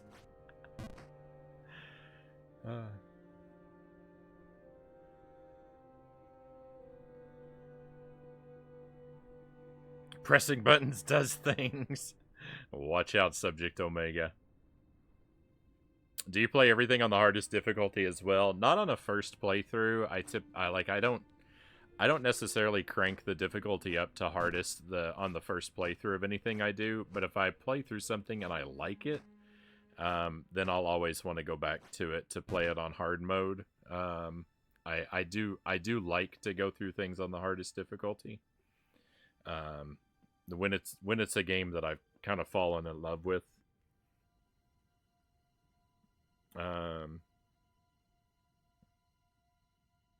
I play real life on hard mode, Saberwolf says. Were WiiWare games the same as indie games or smaller scale? WiiWare games are, WiiWare games are mostly like indie games. They're just downloadable games from that era.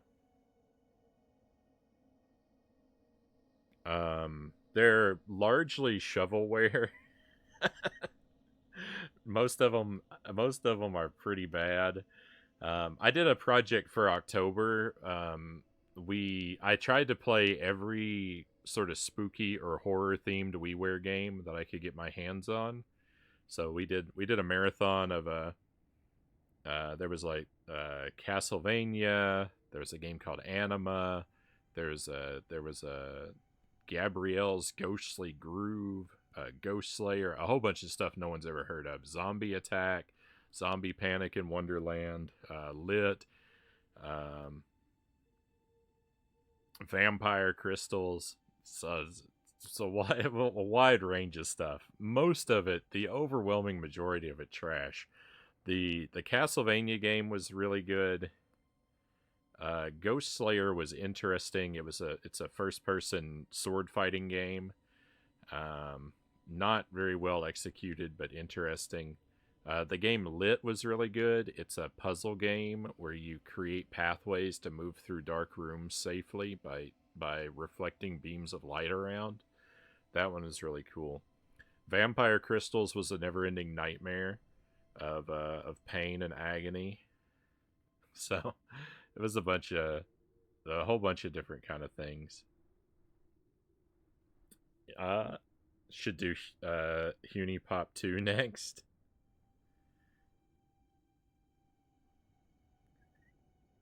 It's a match 3 dating game.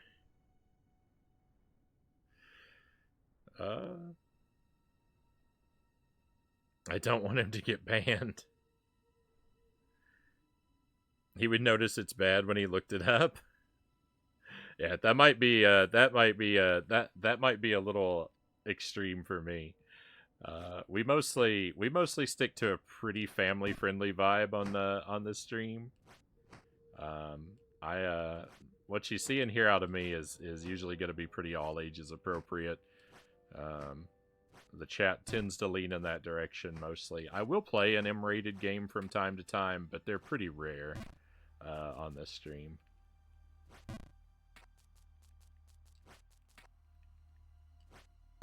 So that might be a game that's off the table for me.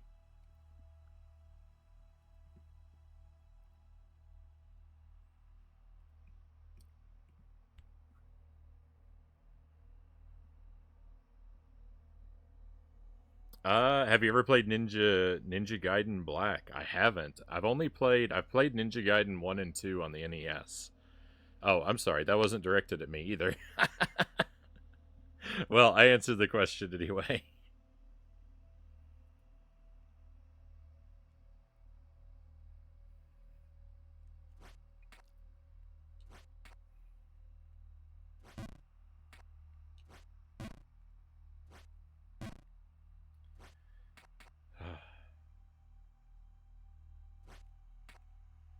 This is a long way down from where we've been, from where we were earlier tonight. I lost an unbelievable amount of altitude. Oh no.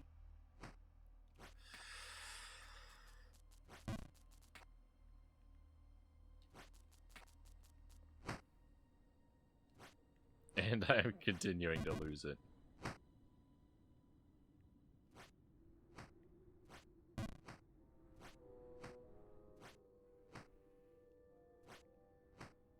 It's a pretty rough game. It's all platforming. Like, as you can see, like Jump King does one thing, and that's jump. There's really nothing but platforming, and there are different kinds of stage hazards every now and then.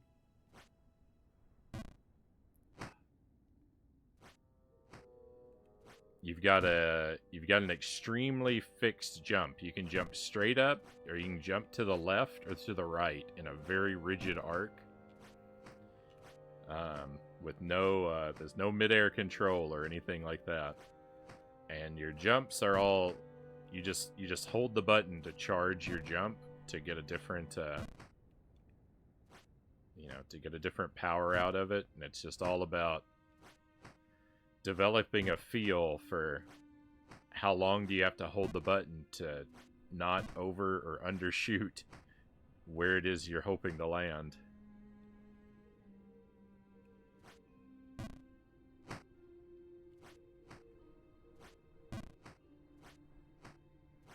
In most areas you can walk around a bit, so like you can reposition yourself if you're at a suboptimal point for making the next jump. In the places here where there's deep snow, you can't walk through the snow, and so that's the stage hazard of this area that makes it so terrible. Is like you can't reposition yourself for a better jump. You just have to live with what you get.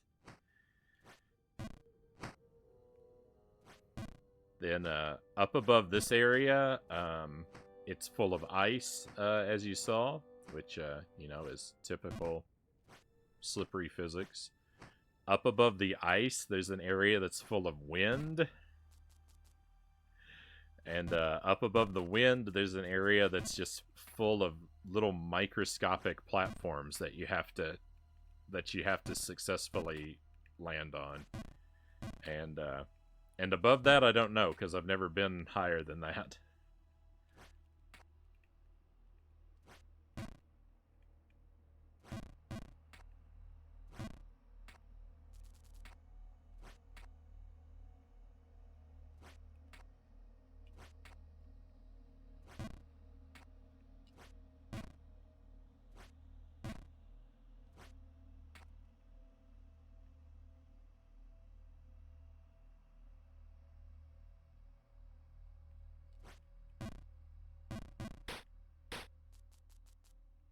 Oh, but so amid the WiiWare project that we did in October, that's why I was playing.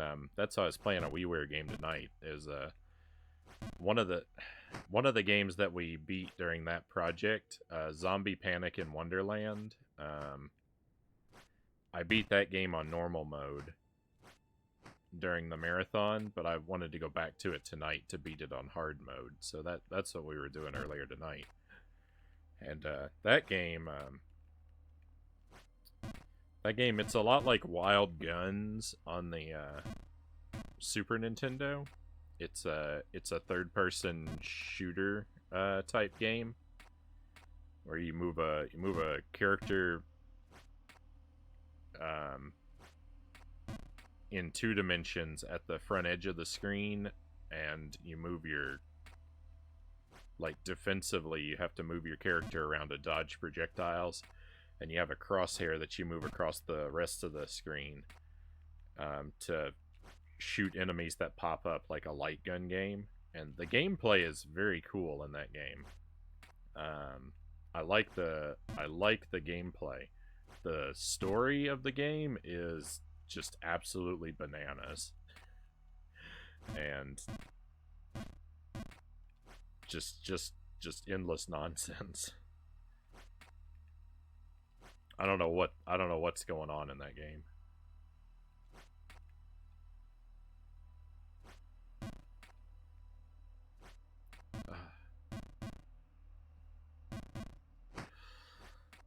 So much progress down the tubes.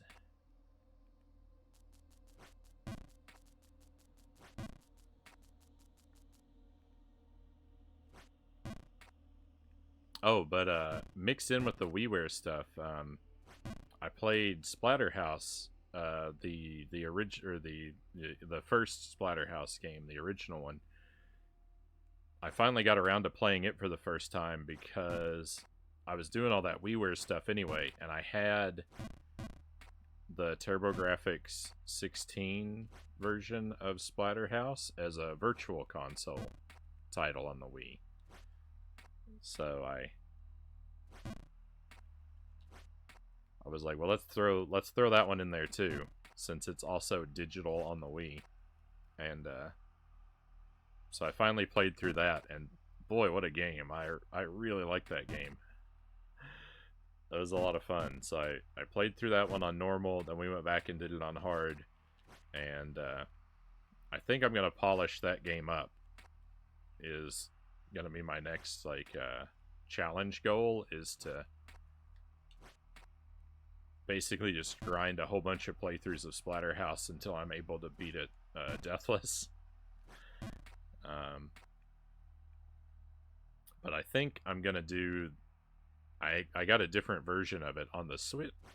On the Switch, there's a port of the arcade version, which I tried that one out earlier this week, and even though I could beat the TurboGrafx version, I couldn't beat the arcade version. So I'm gonna have to.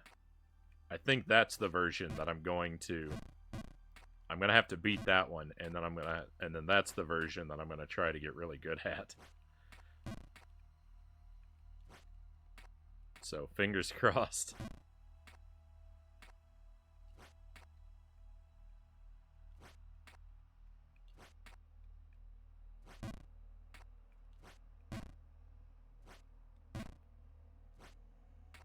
You beat hard mode? Yeah, we went back and did hard mode for the TurboGrafx Splatterhouse. It's so confusing now because there's a bunch of them and there's a bunch of different versions of them. So things, it's getting confusing to talk about them now. But yeah, the first night we just did normal difficulty, but was it last week, or I think it was last week, I played it again on the TurboGrafx, and we did a second playthrough on normal difficulty, and I was like, well, let's just try hard mode, and I beat it on hard mode as well. Which, it's a little different, but it's really not that much harder on hard mode. It's mostly just the enemies moving faster was the thing that was, I felt like, the biggest difference about it. I think they took more damage too. The enemies moved faster and they took more damage, but it wasn't too terrible. The arcade version is, and I don't know why it's so much harder, but the arcade version was giving me real trouble though.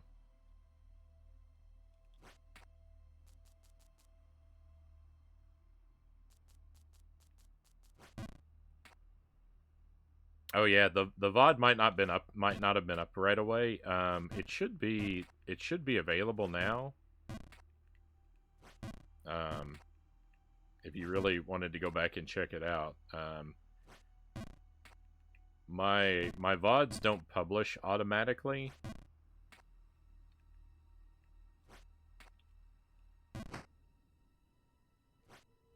So sometimes I forget to publish them, and so they're not always up right away. But I think I have them all up now.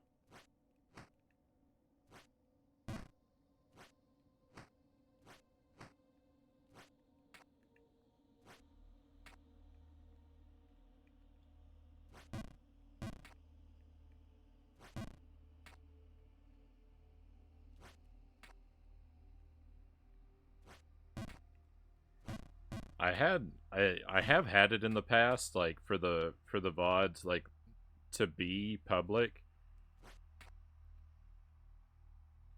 by default, but every now and then I play a game that has some kind of like music. There's like a music copyright issue, and then Twitch turns off my automatic publish, so I've just been leaving it off and publishing them manually since that's happened a couple times now, and I just don't always remember to publish them right after the stream. After the stream, I'm usually like, it's usually bedtime for me, and so I just don't think about it.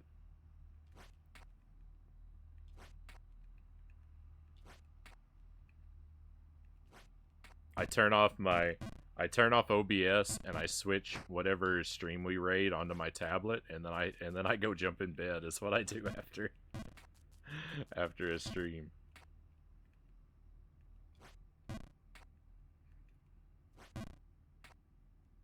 Good night, Frownie. Hopefully you make it back to where you were at the very least.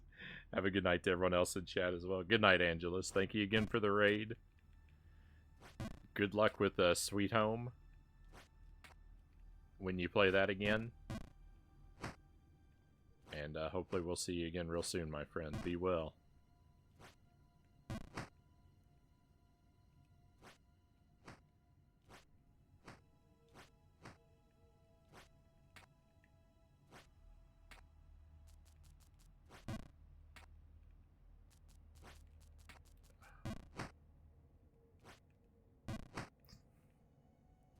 It's too,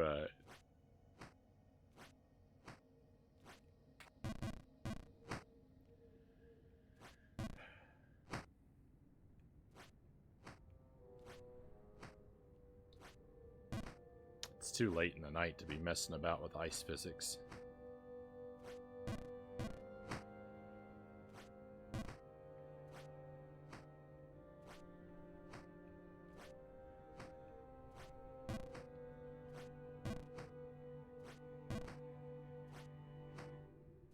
As if there's ever a good time to be messing around with ice physics.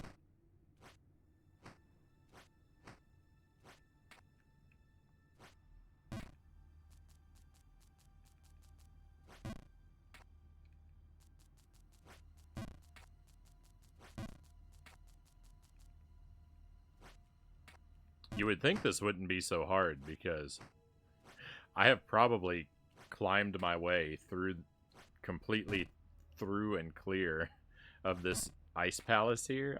I've probably climbed up through it at least 30 times.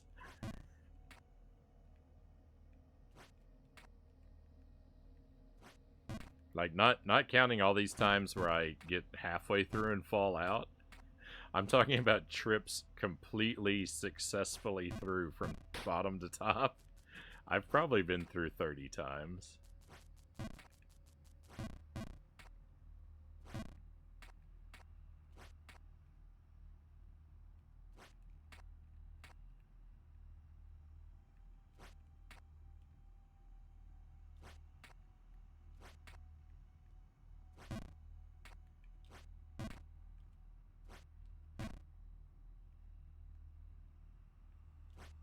I'm going to bed. Subject Omega says, "Good night, Subject Omega. I really appreciated having you here with us. I hope that you sleep well. I hope that the mobile app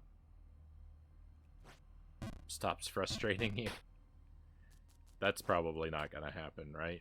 But at least hopefully some good sleep. At least hopefully some good sleep can happen."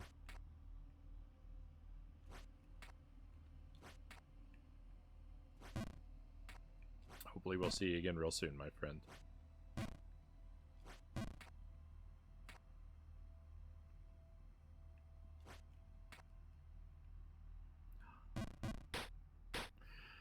Ah, that wasn't even a jump. I just walked off the edge.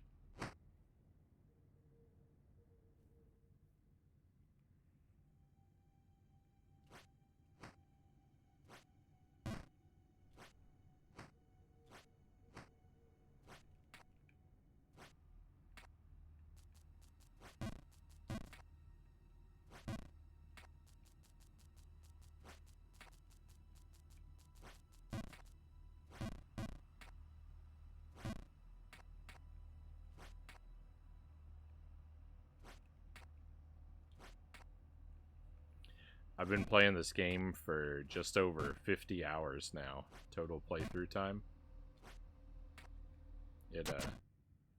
Well, just under. I overestimated how long we've been playing tonight. I looked at the 6-hour clock on or time on the clock tonight and forgot we played a different game for the first 2 hours. So just under 50 hours I've been playing this.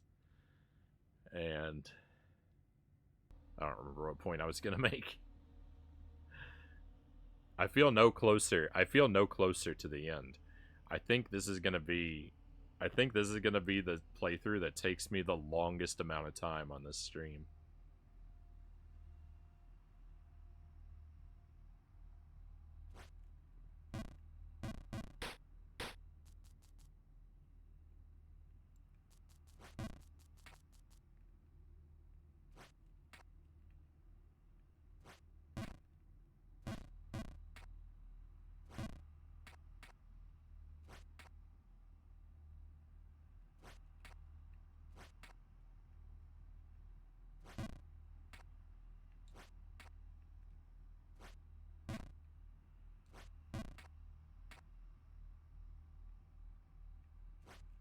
The current champions for longest first playthrough on the stream it's currently Tears of the Kingdom, which hasn't been finished but is at close to 250 hours.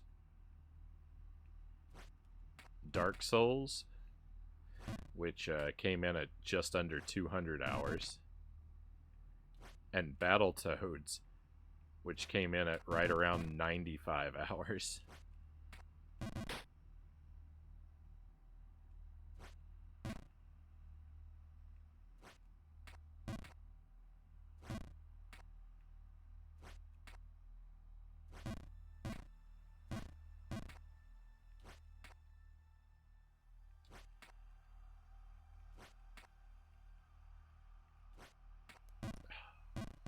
Please. Stop missing jumps. Stop missing jumps that I've made before. Oh, please.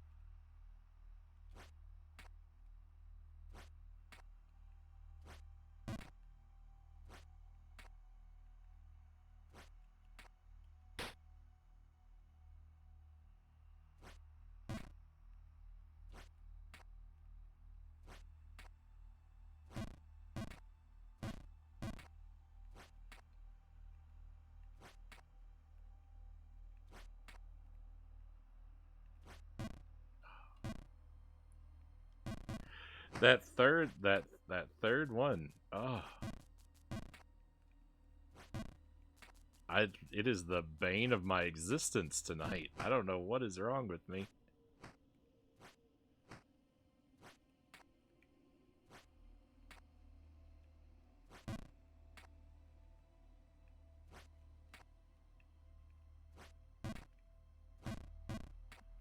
That's not a hard jump, but I mean, it's not really any harder than any of these other jumps that I'm sometimes making. So, if I can sometimes make these other jumps, why can't I sometimes make that one?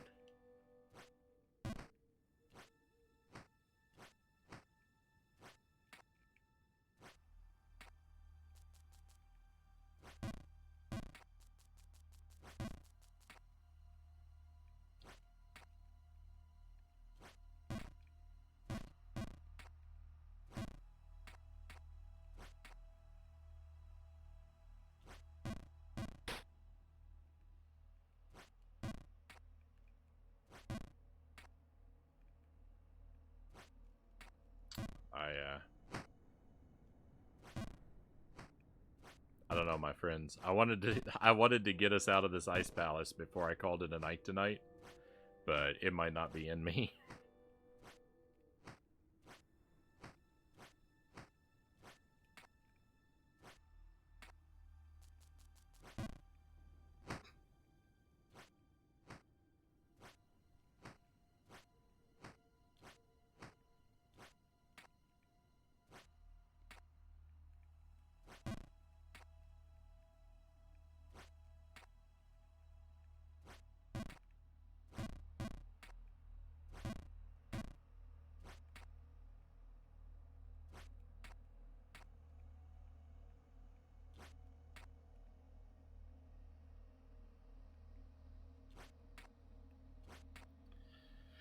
It do be like that sometimes, Ravenchild says. I don't know. I just feel like I've deteriorated so much.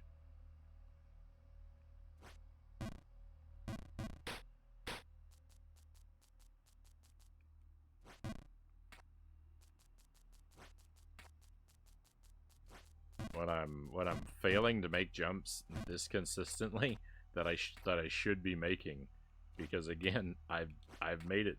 I've gone through this ice palace so many times.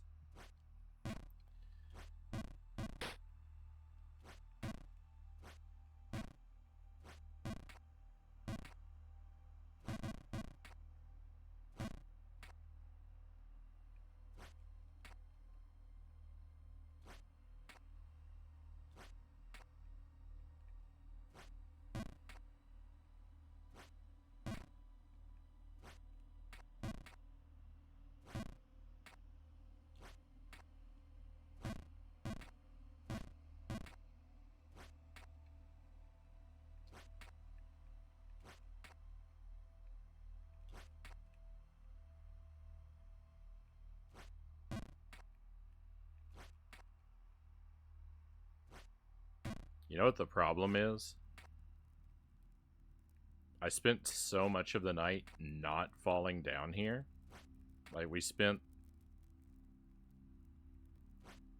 virtually no time down there in Greenland tonight that I concentrated, like, all of my Greenland karma into one huge chunk that came to attack me all at once at the end of the stream. If I had just fallen down there more frequently earlier, we could have spent less time. We could have spent less time in Greenland.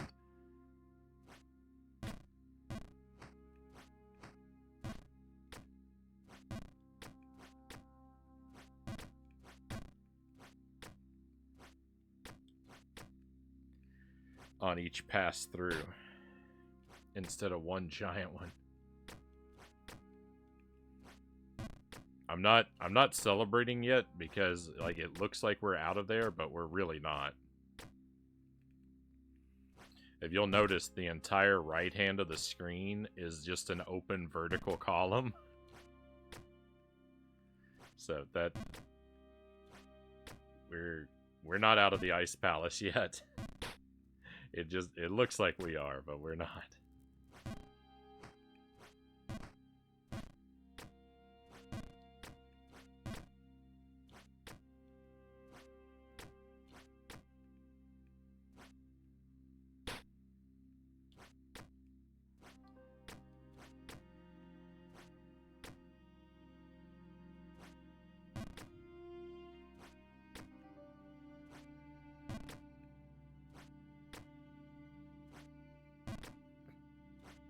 How many times do you think I'm going to jump around that platform in the exact same arc?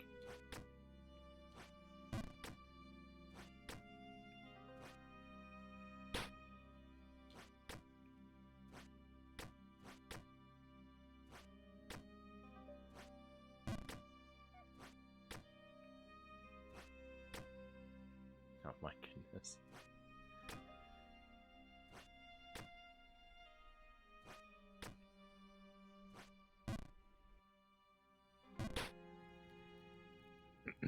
Hey, Itorama, welcome in. Itty, good to see you. Good morning to you, my friend, and I hope you are well.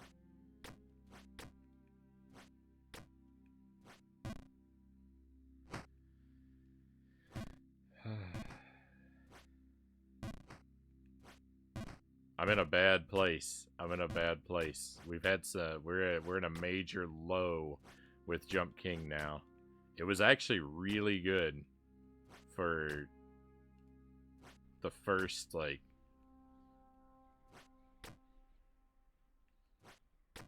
three hours of Jump King tonight. And then I fell down through the Ice Palace, which I didn't fall down that far for a very long time. And then, and then it happened. One bad fall, and I was stuck in the ice and snow for hours.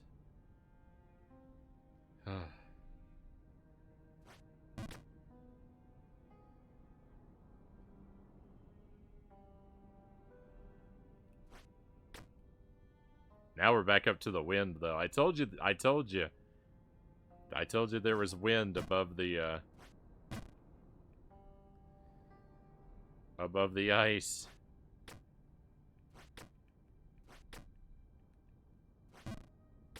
I did not lie. We're gonna go just a little bit longer. Doing alright. Just got woken up by the doggos. Took care of their morning stuff. Our doggo's got about an hour and a half before his morning ritual begins. He'll probably start getting antsy and or whining in about an hour. We'll see.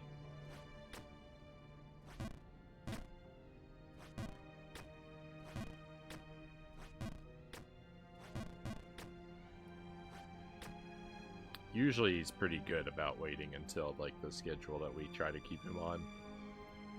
But I think I'm gonna wake him up after the stream by accident. You're the Casey Kasem of Twitch.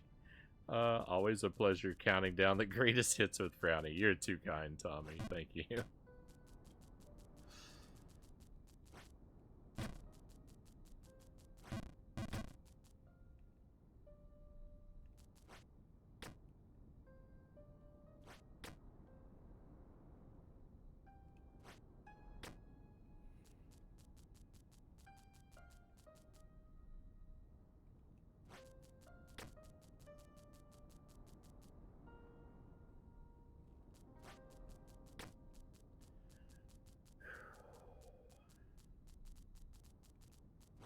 This is gonna be it, my friends. Our next huge fall is where we're gonna wrap up the stream.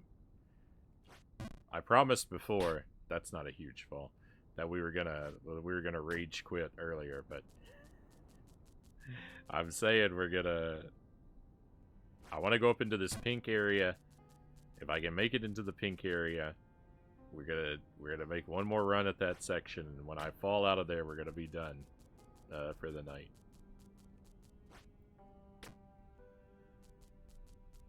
One of my doggos decided the time. She usually gets anxious fairly early.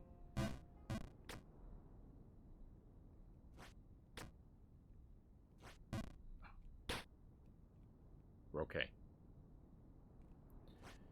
Tried to have her in the bed the other day, and she slept until 11 a.m.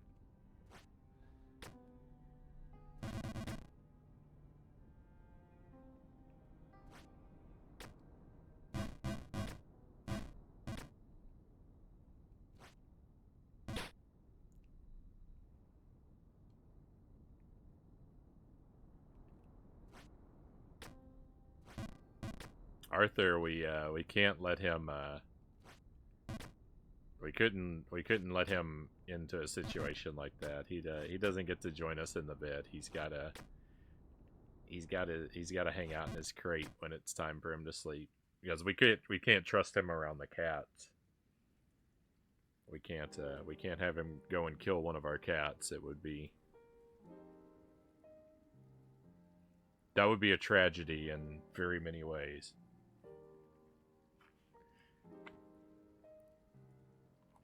I would take the loss of one of my cats extremely hard, and I would find it very difficult to live with a pet that had killed one of my other pets. So, we've got to be very careful to not let the opportunity for that to transpire. Thank you for the pistachios, Eddie.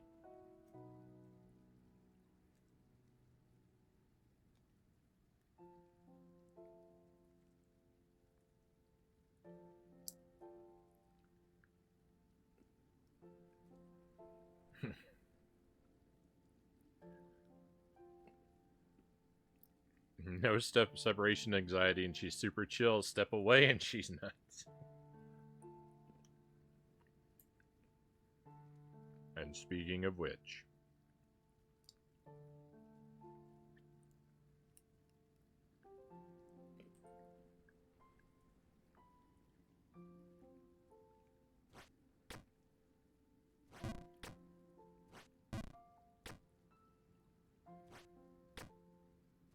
so this zone is the highest zone that I've reached.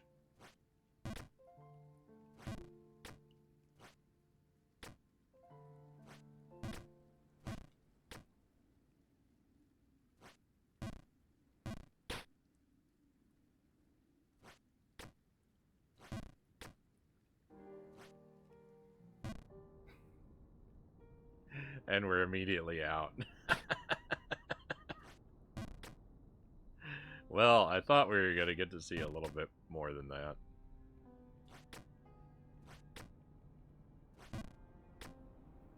This is where it's going to end, my friends. The same place. This is the same place we started the night. This is the same place that I was going to end it before earlier. I'm going to go ahead and save and quit before I talk myself into playing anymore. Thank you for being here with me tonight, my friends. I've really appreciated your company. Jump King.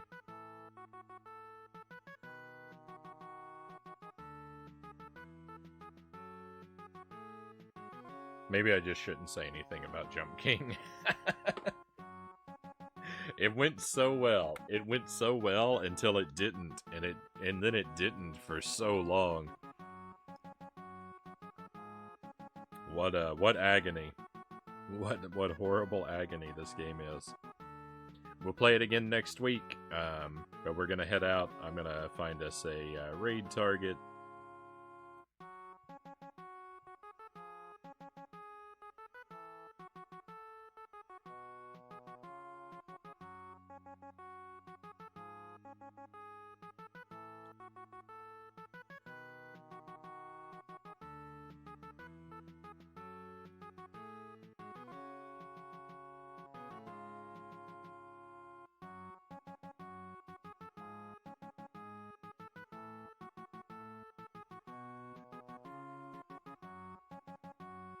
I'm gonna send us in the direction of Sark.